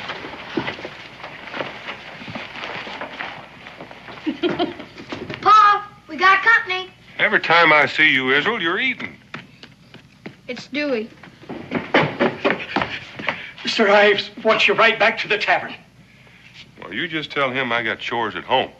The Phoebus freight's been taken by the buckaroos. The freighters just got to the tavern. They've been walking all day. Escaped by the skin of their teeth. The buckaroos come close to hanging them. Oh, dear. Now, that ain't the worst by far. Them murderers owned up. They got an accomplice right here in Boonesboro. That's awful. Well, that's true. Why would they want to give away their own man? They dropped the wagon man a powerful hint by accident. Pa, I could find out who he is. You know, I could sneak around like I was playing, and then I could listen to what everybody was saying. You do, young man, and you'll get your hide tanned, and I wouldn't lift a hand to interfere. Now, you tell him that we don't know any spies. He says between you and Cincinnati's keeping store, you know everybody in these parts. He wants you to put 2 and 2 together and come up with who in our midst the traitor is. Can I come, Pa? This is confidential, just between Cincinnatus and your pa. King's marshal's orders. You don't get to that position without your being shrewd, even if you are a sir.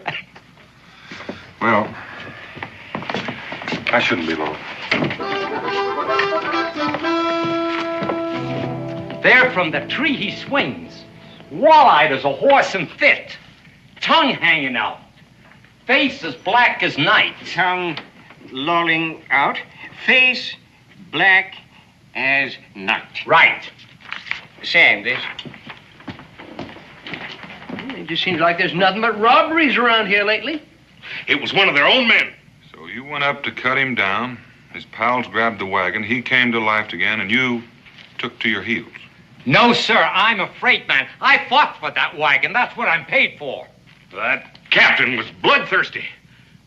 Speaking about thirst. The rum's out, but there's plenty of cold well water left.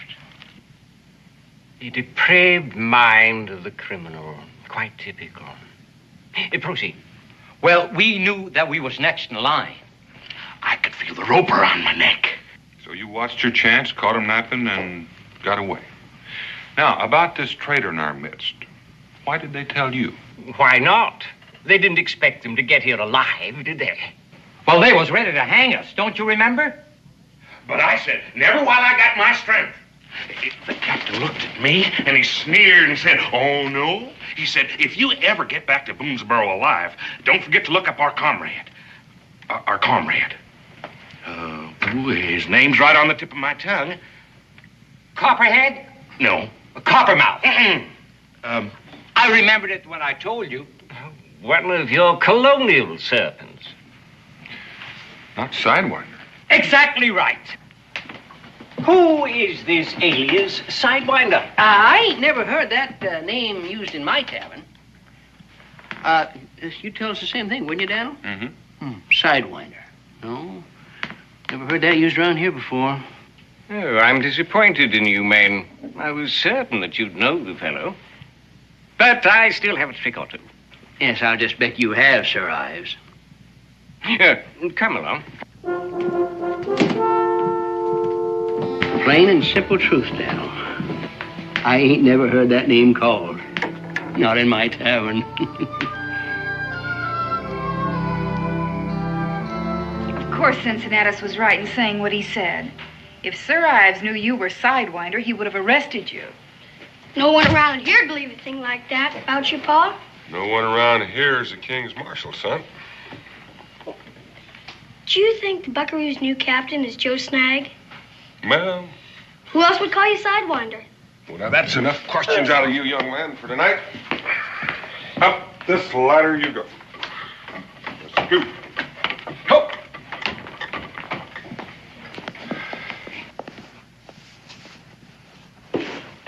Maybe Joe Snag is in trouble.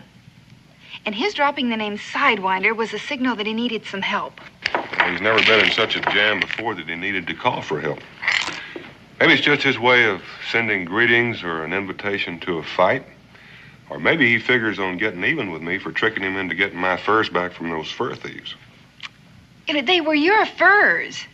Yeah, but I felt like the pirate. And when Joe escaped the noose, When you helped him escape. well, whether I did or I didn't, I still got to get that wagon back. Not alone. That's the only way. Dan, there isn't a man in this settlement whose existence isn't dependent upon what's in that wagon. Now, any one of them would be glad to help. Well, when they get that wagon back, then they'll want to hang whoever took it. And if it is Joe, I wouldn't want to see him get hurt. And if it isn't? Well, then I might have a little trouble on my hands. I'd feel much better if you took someone along. Two of us to handle one measly bunch of buckaroos while we'd embarrass Kentucky. I don't care who you embarrass. I don't want to see you go alone. Pa can handle any amount of buckaroos. And you get back to bed, young man. Yes, ma'am. Well, now, that was nice. I am glad to see that somebody around here has a little faith in me. That isn't what I meant, and you know it. Well, then you stop worrying about me. What makes you think I'm worrying about you? Worrying about that roof you said you'd fix.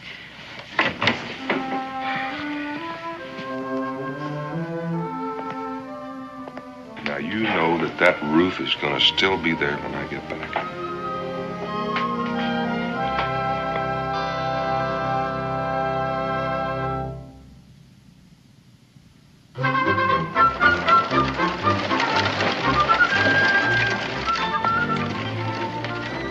Ma? Yes? What is it, Israel? What do you suppose he wants so early in the morning? I don't know, but I could probably guess. Now, Israel, don't say anything to offend him. I'll try not to.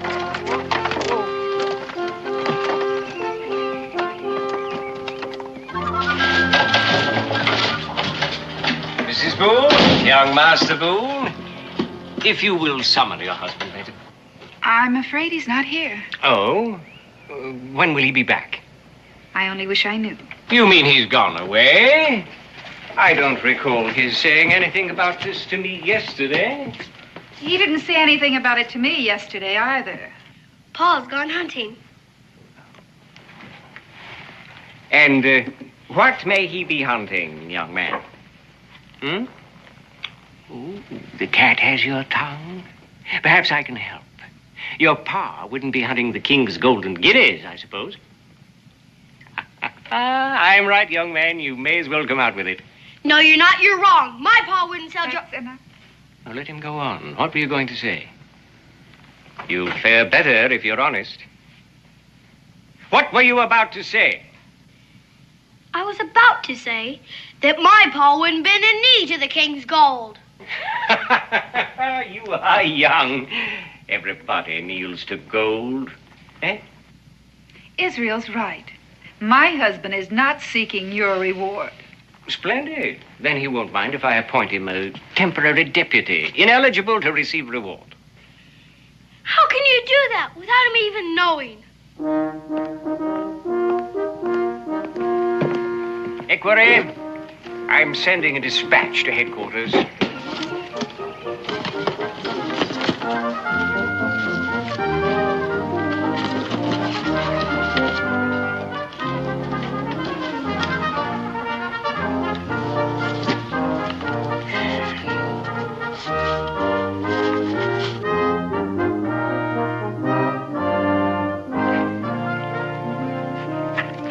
Sand this.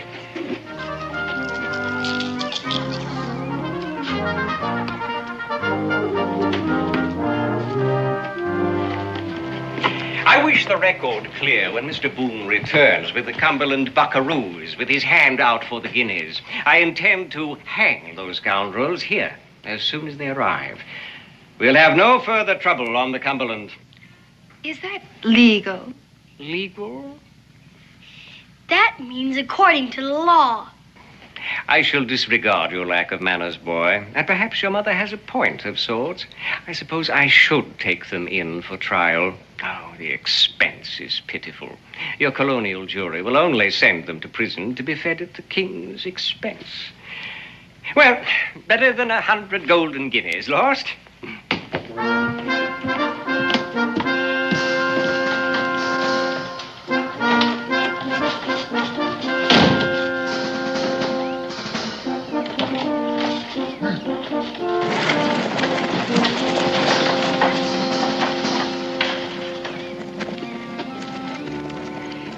In Boonesboro without a trial, indeed. His pa'd sell Joe Snag for 100 guinea gold or anything. I know. I gotta learn to hold my tongue. And I guess I did offend him even after you warned me not to. Sorry. Well, just this one time, maybe I'll forget about your being disobedient. Oh, my roof. Don't worry, Mom. It'll be a long time till rain sets in. So it will.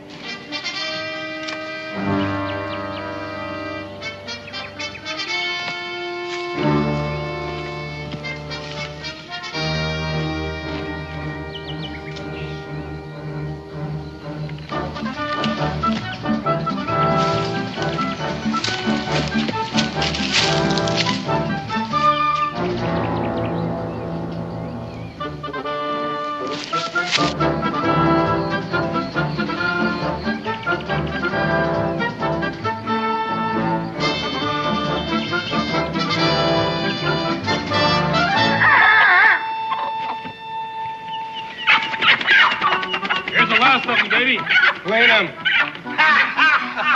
Leave it, Neil.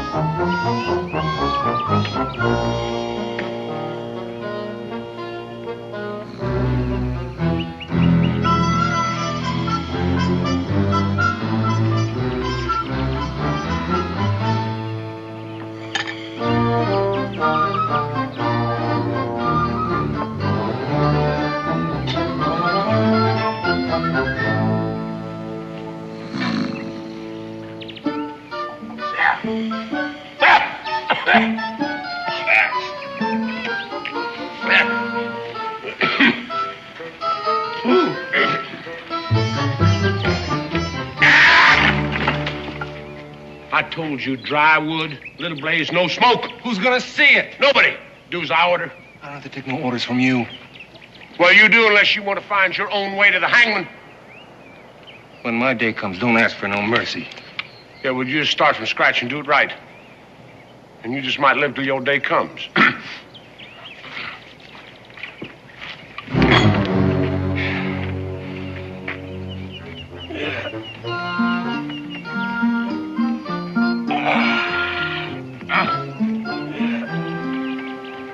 Get some wood.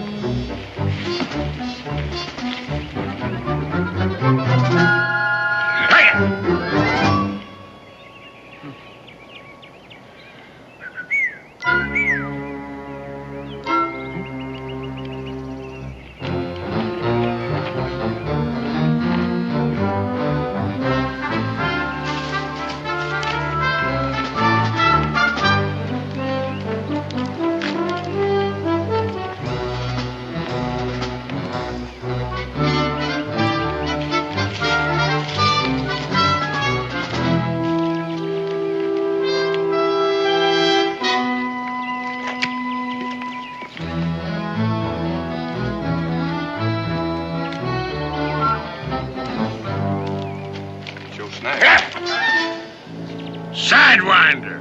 I thought that was your back I was looking at. Hey, let me embrace you. Not until you lower those pistols. Hey, why not? As soon as you lower that there rifle. Hey, did you come after the wagon? Uh-huh. Oh, there ain't a man in all creation hurts me worse to say no to than you. Nevertheless, I've got to take it back with you. Well, now you hear my story, then you'll be on my side. Go ahead. You take it better if you're sitting down. I'll do the best I can right here. All right, but it sure is tragic. You remember that district governor I told you about?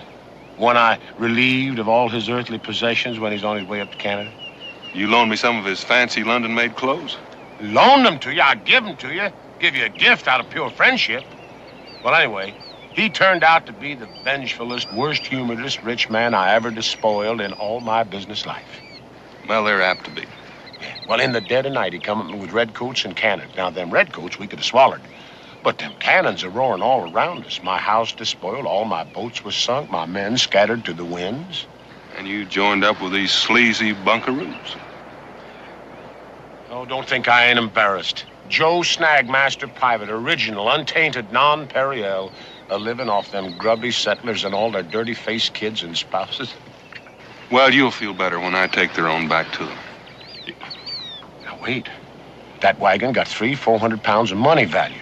Enough to set my house right, and for me again to be the master pirate that the good Lord in all his wisdom intended for me to be. With a crew of buckaroos. I wouldn't allow them on my river. And they won't let you make off with that wagon. Well, I can't do it by myself, but we can. Half for me and the other half you take back to them settlers. Joe Snag, you never were ungenerous. Well, I mean, I could round up all my poor forsaken men, you know, Little Priest and Blue Belly. They was friends of yours, too. You remember them. If that freight were only mine to give. You adamant? I'm adamant. Stalemate.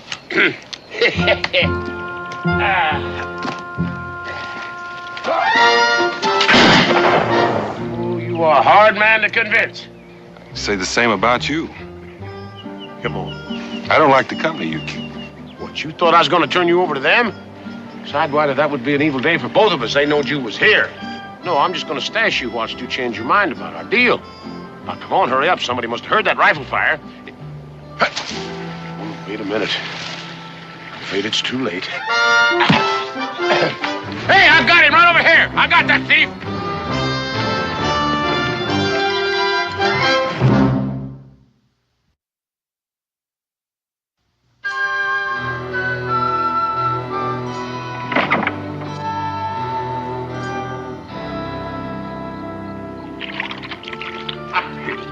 Look out there, boy. You're going to choke on that bum.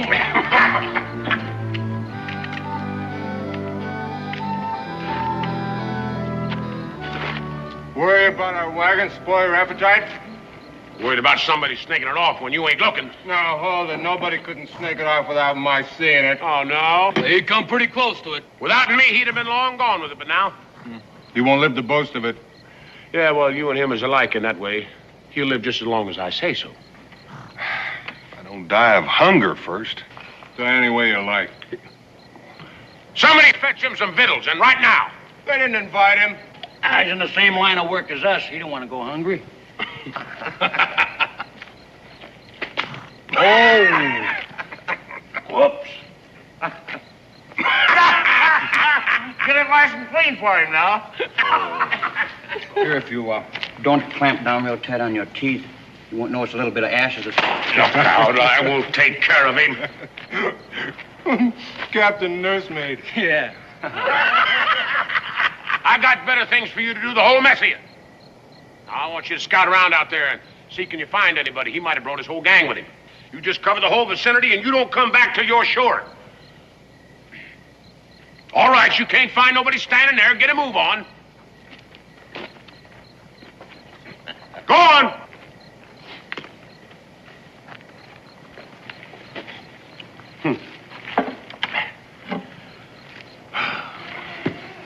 He ain't very harness broke. Yeah, him and smallpox. Hey, don't you eat that. Get you something fresh.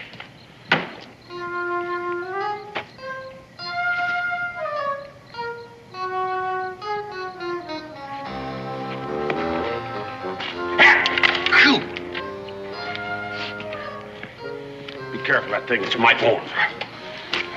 You'd do better if you'd untie him. Well, all you got to do is say the word. It kind of sticks in my craw. Sidewinder, won't you be reasonable? What? All four of them? Well, that'll be Davy. He's the only one don't take orders. He's leaving us. Well, listen, I'll just be back directly if I don't get ambushed on the way, all right? If you don't come back, I'll never call you friend again. Here. Oh, here. Do the best you can with that. And don't spill a drop.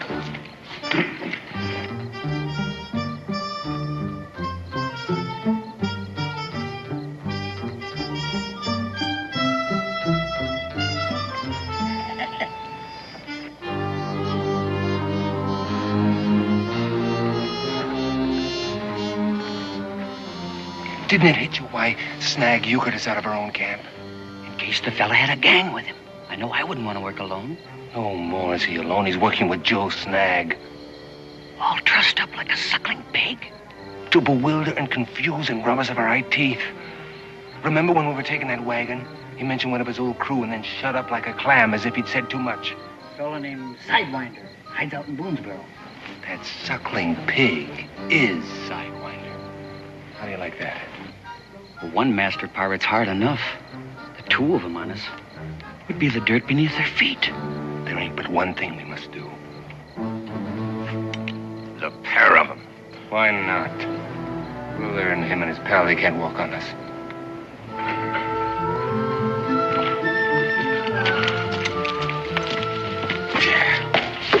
Hadn't it been for you, we'd be on our way now.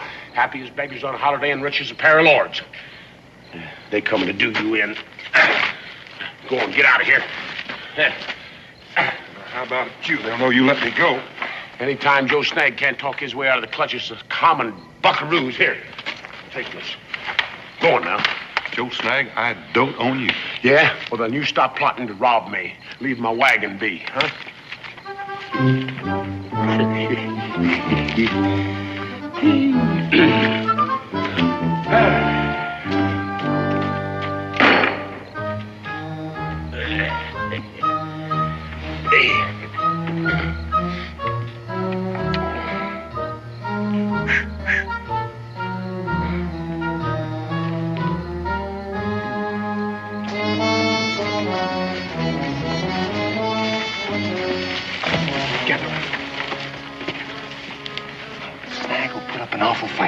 You three grab him and hold him.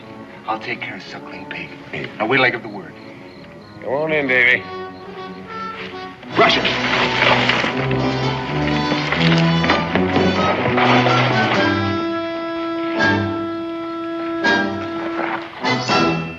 Find any skulkers? Where is he? You let him go? I did indeed. Then what did I tell you?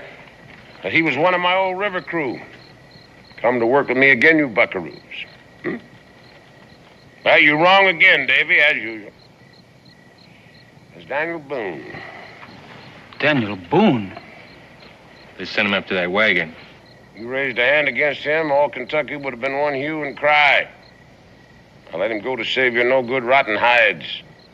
That's how I've been working agin you. By gullies. By gullies. Well, Kentucky don't care what we do to you. Oh, well, we've been through all that before, ain't we? Not the same. At that time, we still needed you. Bottle, fetch a rope. You'll soon see who of us was born to hang.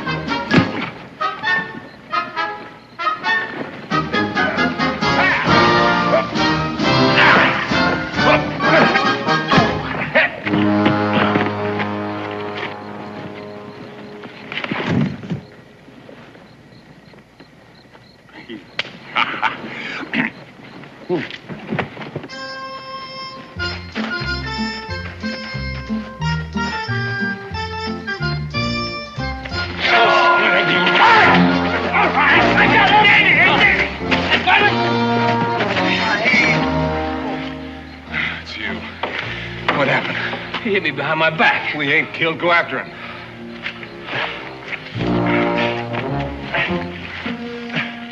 What about you?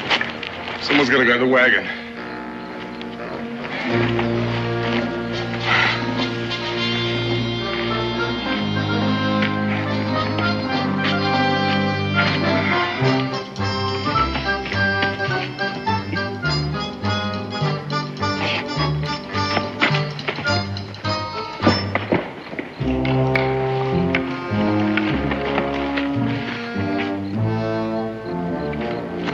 We're close on him.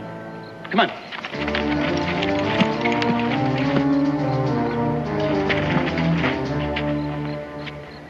Now which way, Dumas?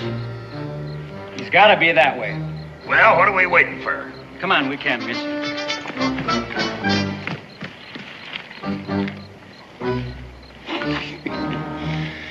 This sure is a sign of a buckaroo. Yeah, heaven-sent gift for being wrong. That's right, Joe. Sidewinder.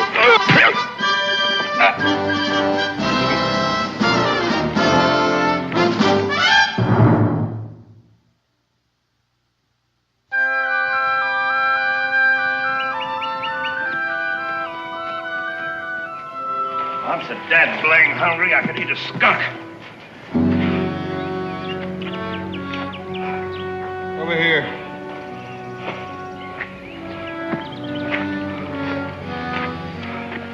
Resting while we sweat? You're as bad as a pirate. What are they after? This here wagon's what? If I hadn't spent my night on guard, they'd be well away by now. So they got away. It's like the ground opened up and swallowed them. That means they rendezvous with Boone.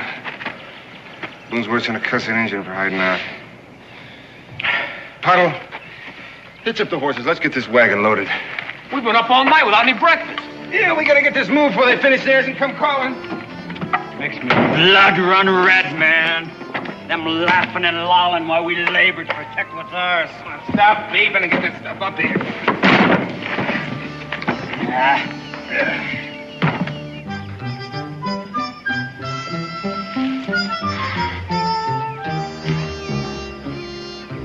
Rope's too tight? Well, ain't no worse than I had you. But if I'd have come on you fighting for your life against them buckaroos, I sure wouldn't just stood around and enjoyed the fight. Well, I might have snuck up behind him and hit him with a club, if I'd thought of it. So that's what happened to poor old Beetle and Pottles, huh? Well, don't thank me. I ain't. What's that you plotting there at camp? Camp and the wagon. But there's no chance of getting that wagon without rousing them. Yeah, well, why you think it's still there and I ain't back on my river? Looks like you're just gonna have to trust me. The way you trusted me? Yeah. Reckon I'll have to. Paul. Yeah, sure did feel a little naked without them. Now, way I see it, you go to the camp and make a ruction and take off with them a hot-footing right after. No, not me. You've already proved you can outrun them. Whilst you make off with the wagon? Neither one of us been able to get the best of the other one for very long, so what do you say we just let it rest? Well, I guess we best to spy out the lay of the land, just handle whatever comes up, huh?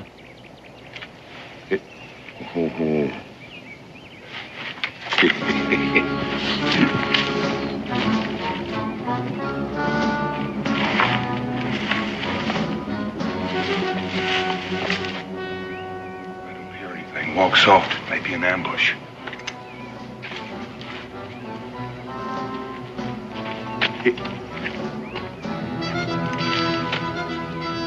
Wagon's gone. My bed with it.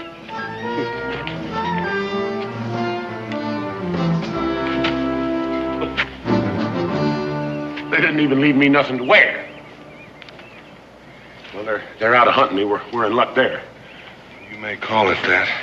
That's why I say a pirate should never associate with buckaroos. They learn. Yeah? Well, they's getting away while you was busy mistrusting me.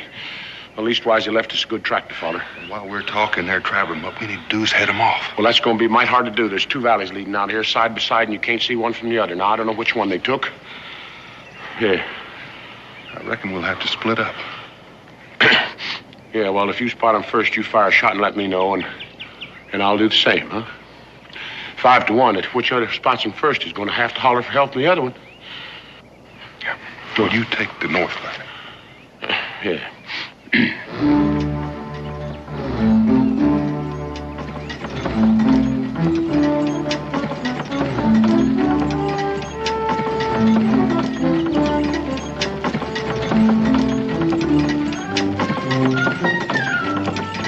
First thing, I'll sell up the load, get capital.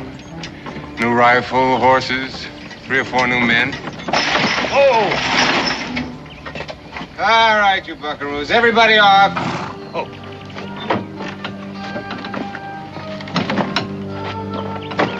maybe 8 or 9 new men. The name of Davy Rock will be historical. Must have fallen out of the tree.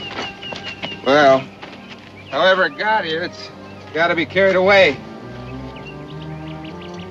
Get to it!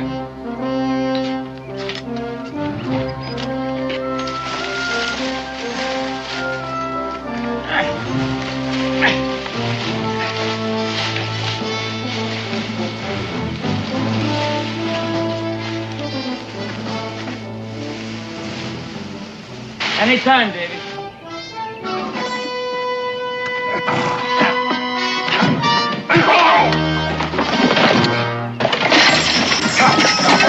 Grab him!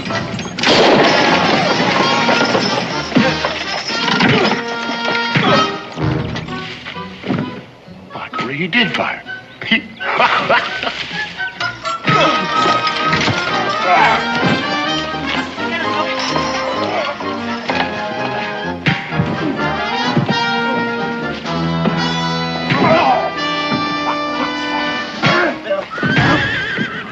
Serious trouble. Getting soft in the brain.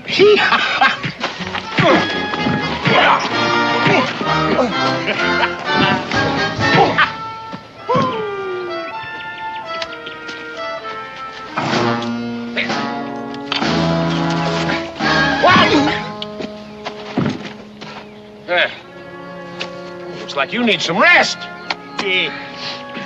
Friends are beginning to wake up. All right, on your bellies, faces down. Here, you, get over there. Come on, you two. There. I'd best get you in some shade. That sun's gonna addle your brain.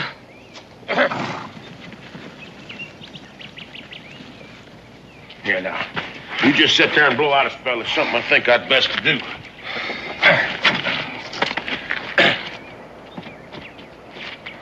Hey, Davy, I want you to tie them rascals up now. Come on. Tie him up. Good and snug. Here. There you go. Hey, come on, get up there. Let's put a move on it. Let's put a move. We ain't got all day here. That's it. Get them nice and snug now. That's it. I'll get them. Tight, Davy. Yeah, well, that's it. There you go. You'd best leave about 8 foot of that on the end for yourself, then. Myself? Yeah. Come on. You just snuggle right in there. Snuggle right in there now, Davy. That's the way to go. What are you doing? Oh, we got to get you boys comfortable. Snag! We got to get you comfortable here. Wait. Snag. What? You're not going to get away with this. I ain't, huh? Well, I tell you going to move for a while. You ain't going to move for a while, that's for come sure. on, Snag, get you choke. That's enough. Snag! Now get your little paws up. Come on, get him up to it. That's a good boy. Oh, wait a minute. Whoop. Now.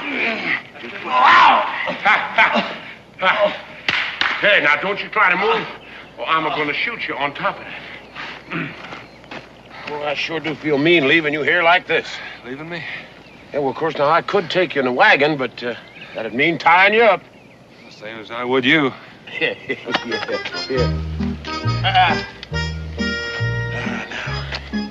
Tell me something. You feel strong enough to lift up them big feet of yours, huh? Yeah, come on.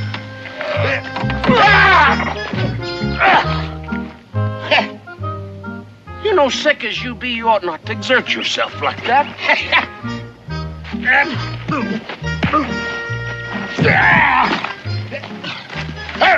Hold it, sideline. Wait a minute. I think you done broke my spectacles looking in there. Oh, now, don't tell me you're going to get up again. Well, you must have hide thick on the barn board. Huh?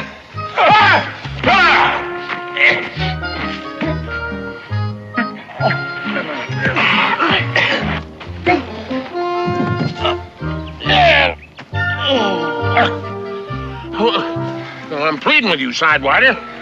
Don't exert yourself like that. Listen, I only need about half that freight wagon to put my house to rights again. You don't need any part of it. Well, I got to have 100 pounds. You got it. Those buckaroos are worth 100 guineas gold. Not even to a hungry cannibal. to a king's marshal. You mean I ought to turn them in? Well, now, you caught them. You ought to put the rope on them. Why, you rascal. Ah! Ah! Oh! Now, I know that was kindly meant, Sidewinder, but... See, a master pirate has got to live by a master pirate's code.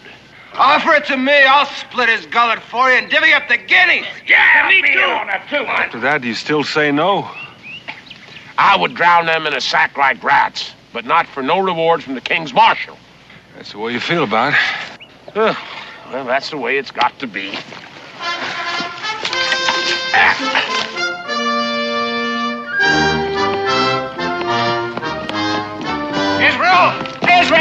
Israel! Sir Ives ain't already been here and gone, has he? Looks like he's coming now. Well, Pa said I'm not supposed to let you in. but if it hadn't been for us, would there be no... He said if you did come, you could sit down right there if you stay invisible and silent.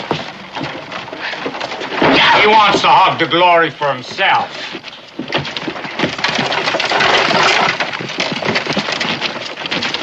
Sir Ives. Afternoon, your lordship.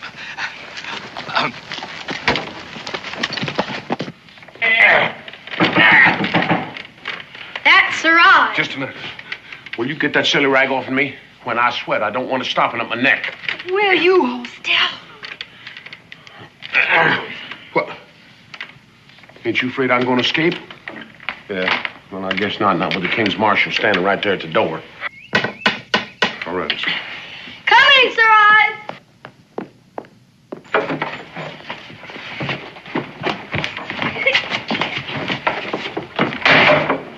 This is the man. I never thought you'd do this to me. To you, I am the sufferer. This is the hero who captured the Cumberland buckaroos. What were you doing at the time? Well, I was nursing a goose egg on my head. What are you doing here? Sir, if I had listen, not listened Sir to you in the Ives, first place, I should not be in the situation. Sir Ives, But Your Honor! Find them. I don't want to see them again. I'm not going to let you get away with this. Now, I'm warning you. You're going to let me go to prison for complicity? Is that the master pirate's code? My hands are tied. Well, let's get this over with. Deputy Boone, you seem to have extracted 100 golden guineas from the royal purse, despite your duty to His Majesty. So it seems. In the King's name, I congratulate you, sir.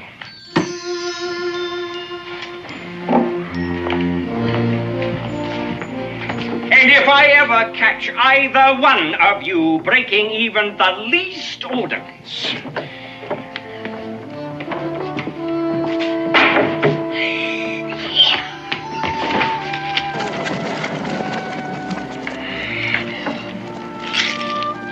Rhyme-a-nettly. Don't get too attached, boy.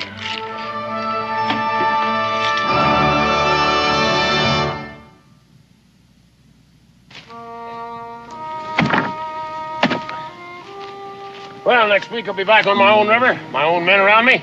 I'll give my best to Bluebelly and Little Priest. Well, that's the way you finagle them. Oh, forgive him, Captain Snag. Or try to, for his family's sake. Hey, you're a good woman, Miss Boone. As Solomon once said, and Solomon was something of an authority on the subject. Good woman is more precious than rubies. Thank you, sir. Thank you. Oh, Israel. Make sure you get that roof of your mother's house fixed now. Yes, sir. And if you ever find yourself over at my footbridge, you just walk on in there and make yourself welcome. Sure wish I could come with you. Well, inasmuch as you take after your father here, there's a pirate in you. Just needs rightening some. Sidewinder, I aim to be square with you before I'm done. I believe you will be, Joe Snag.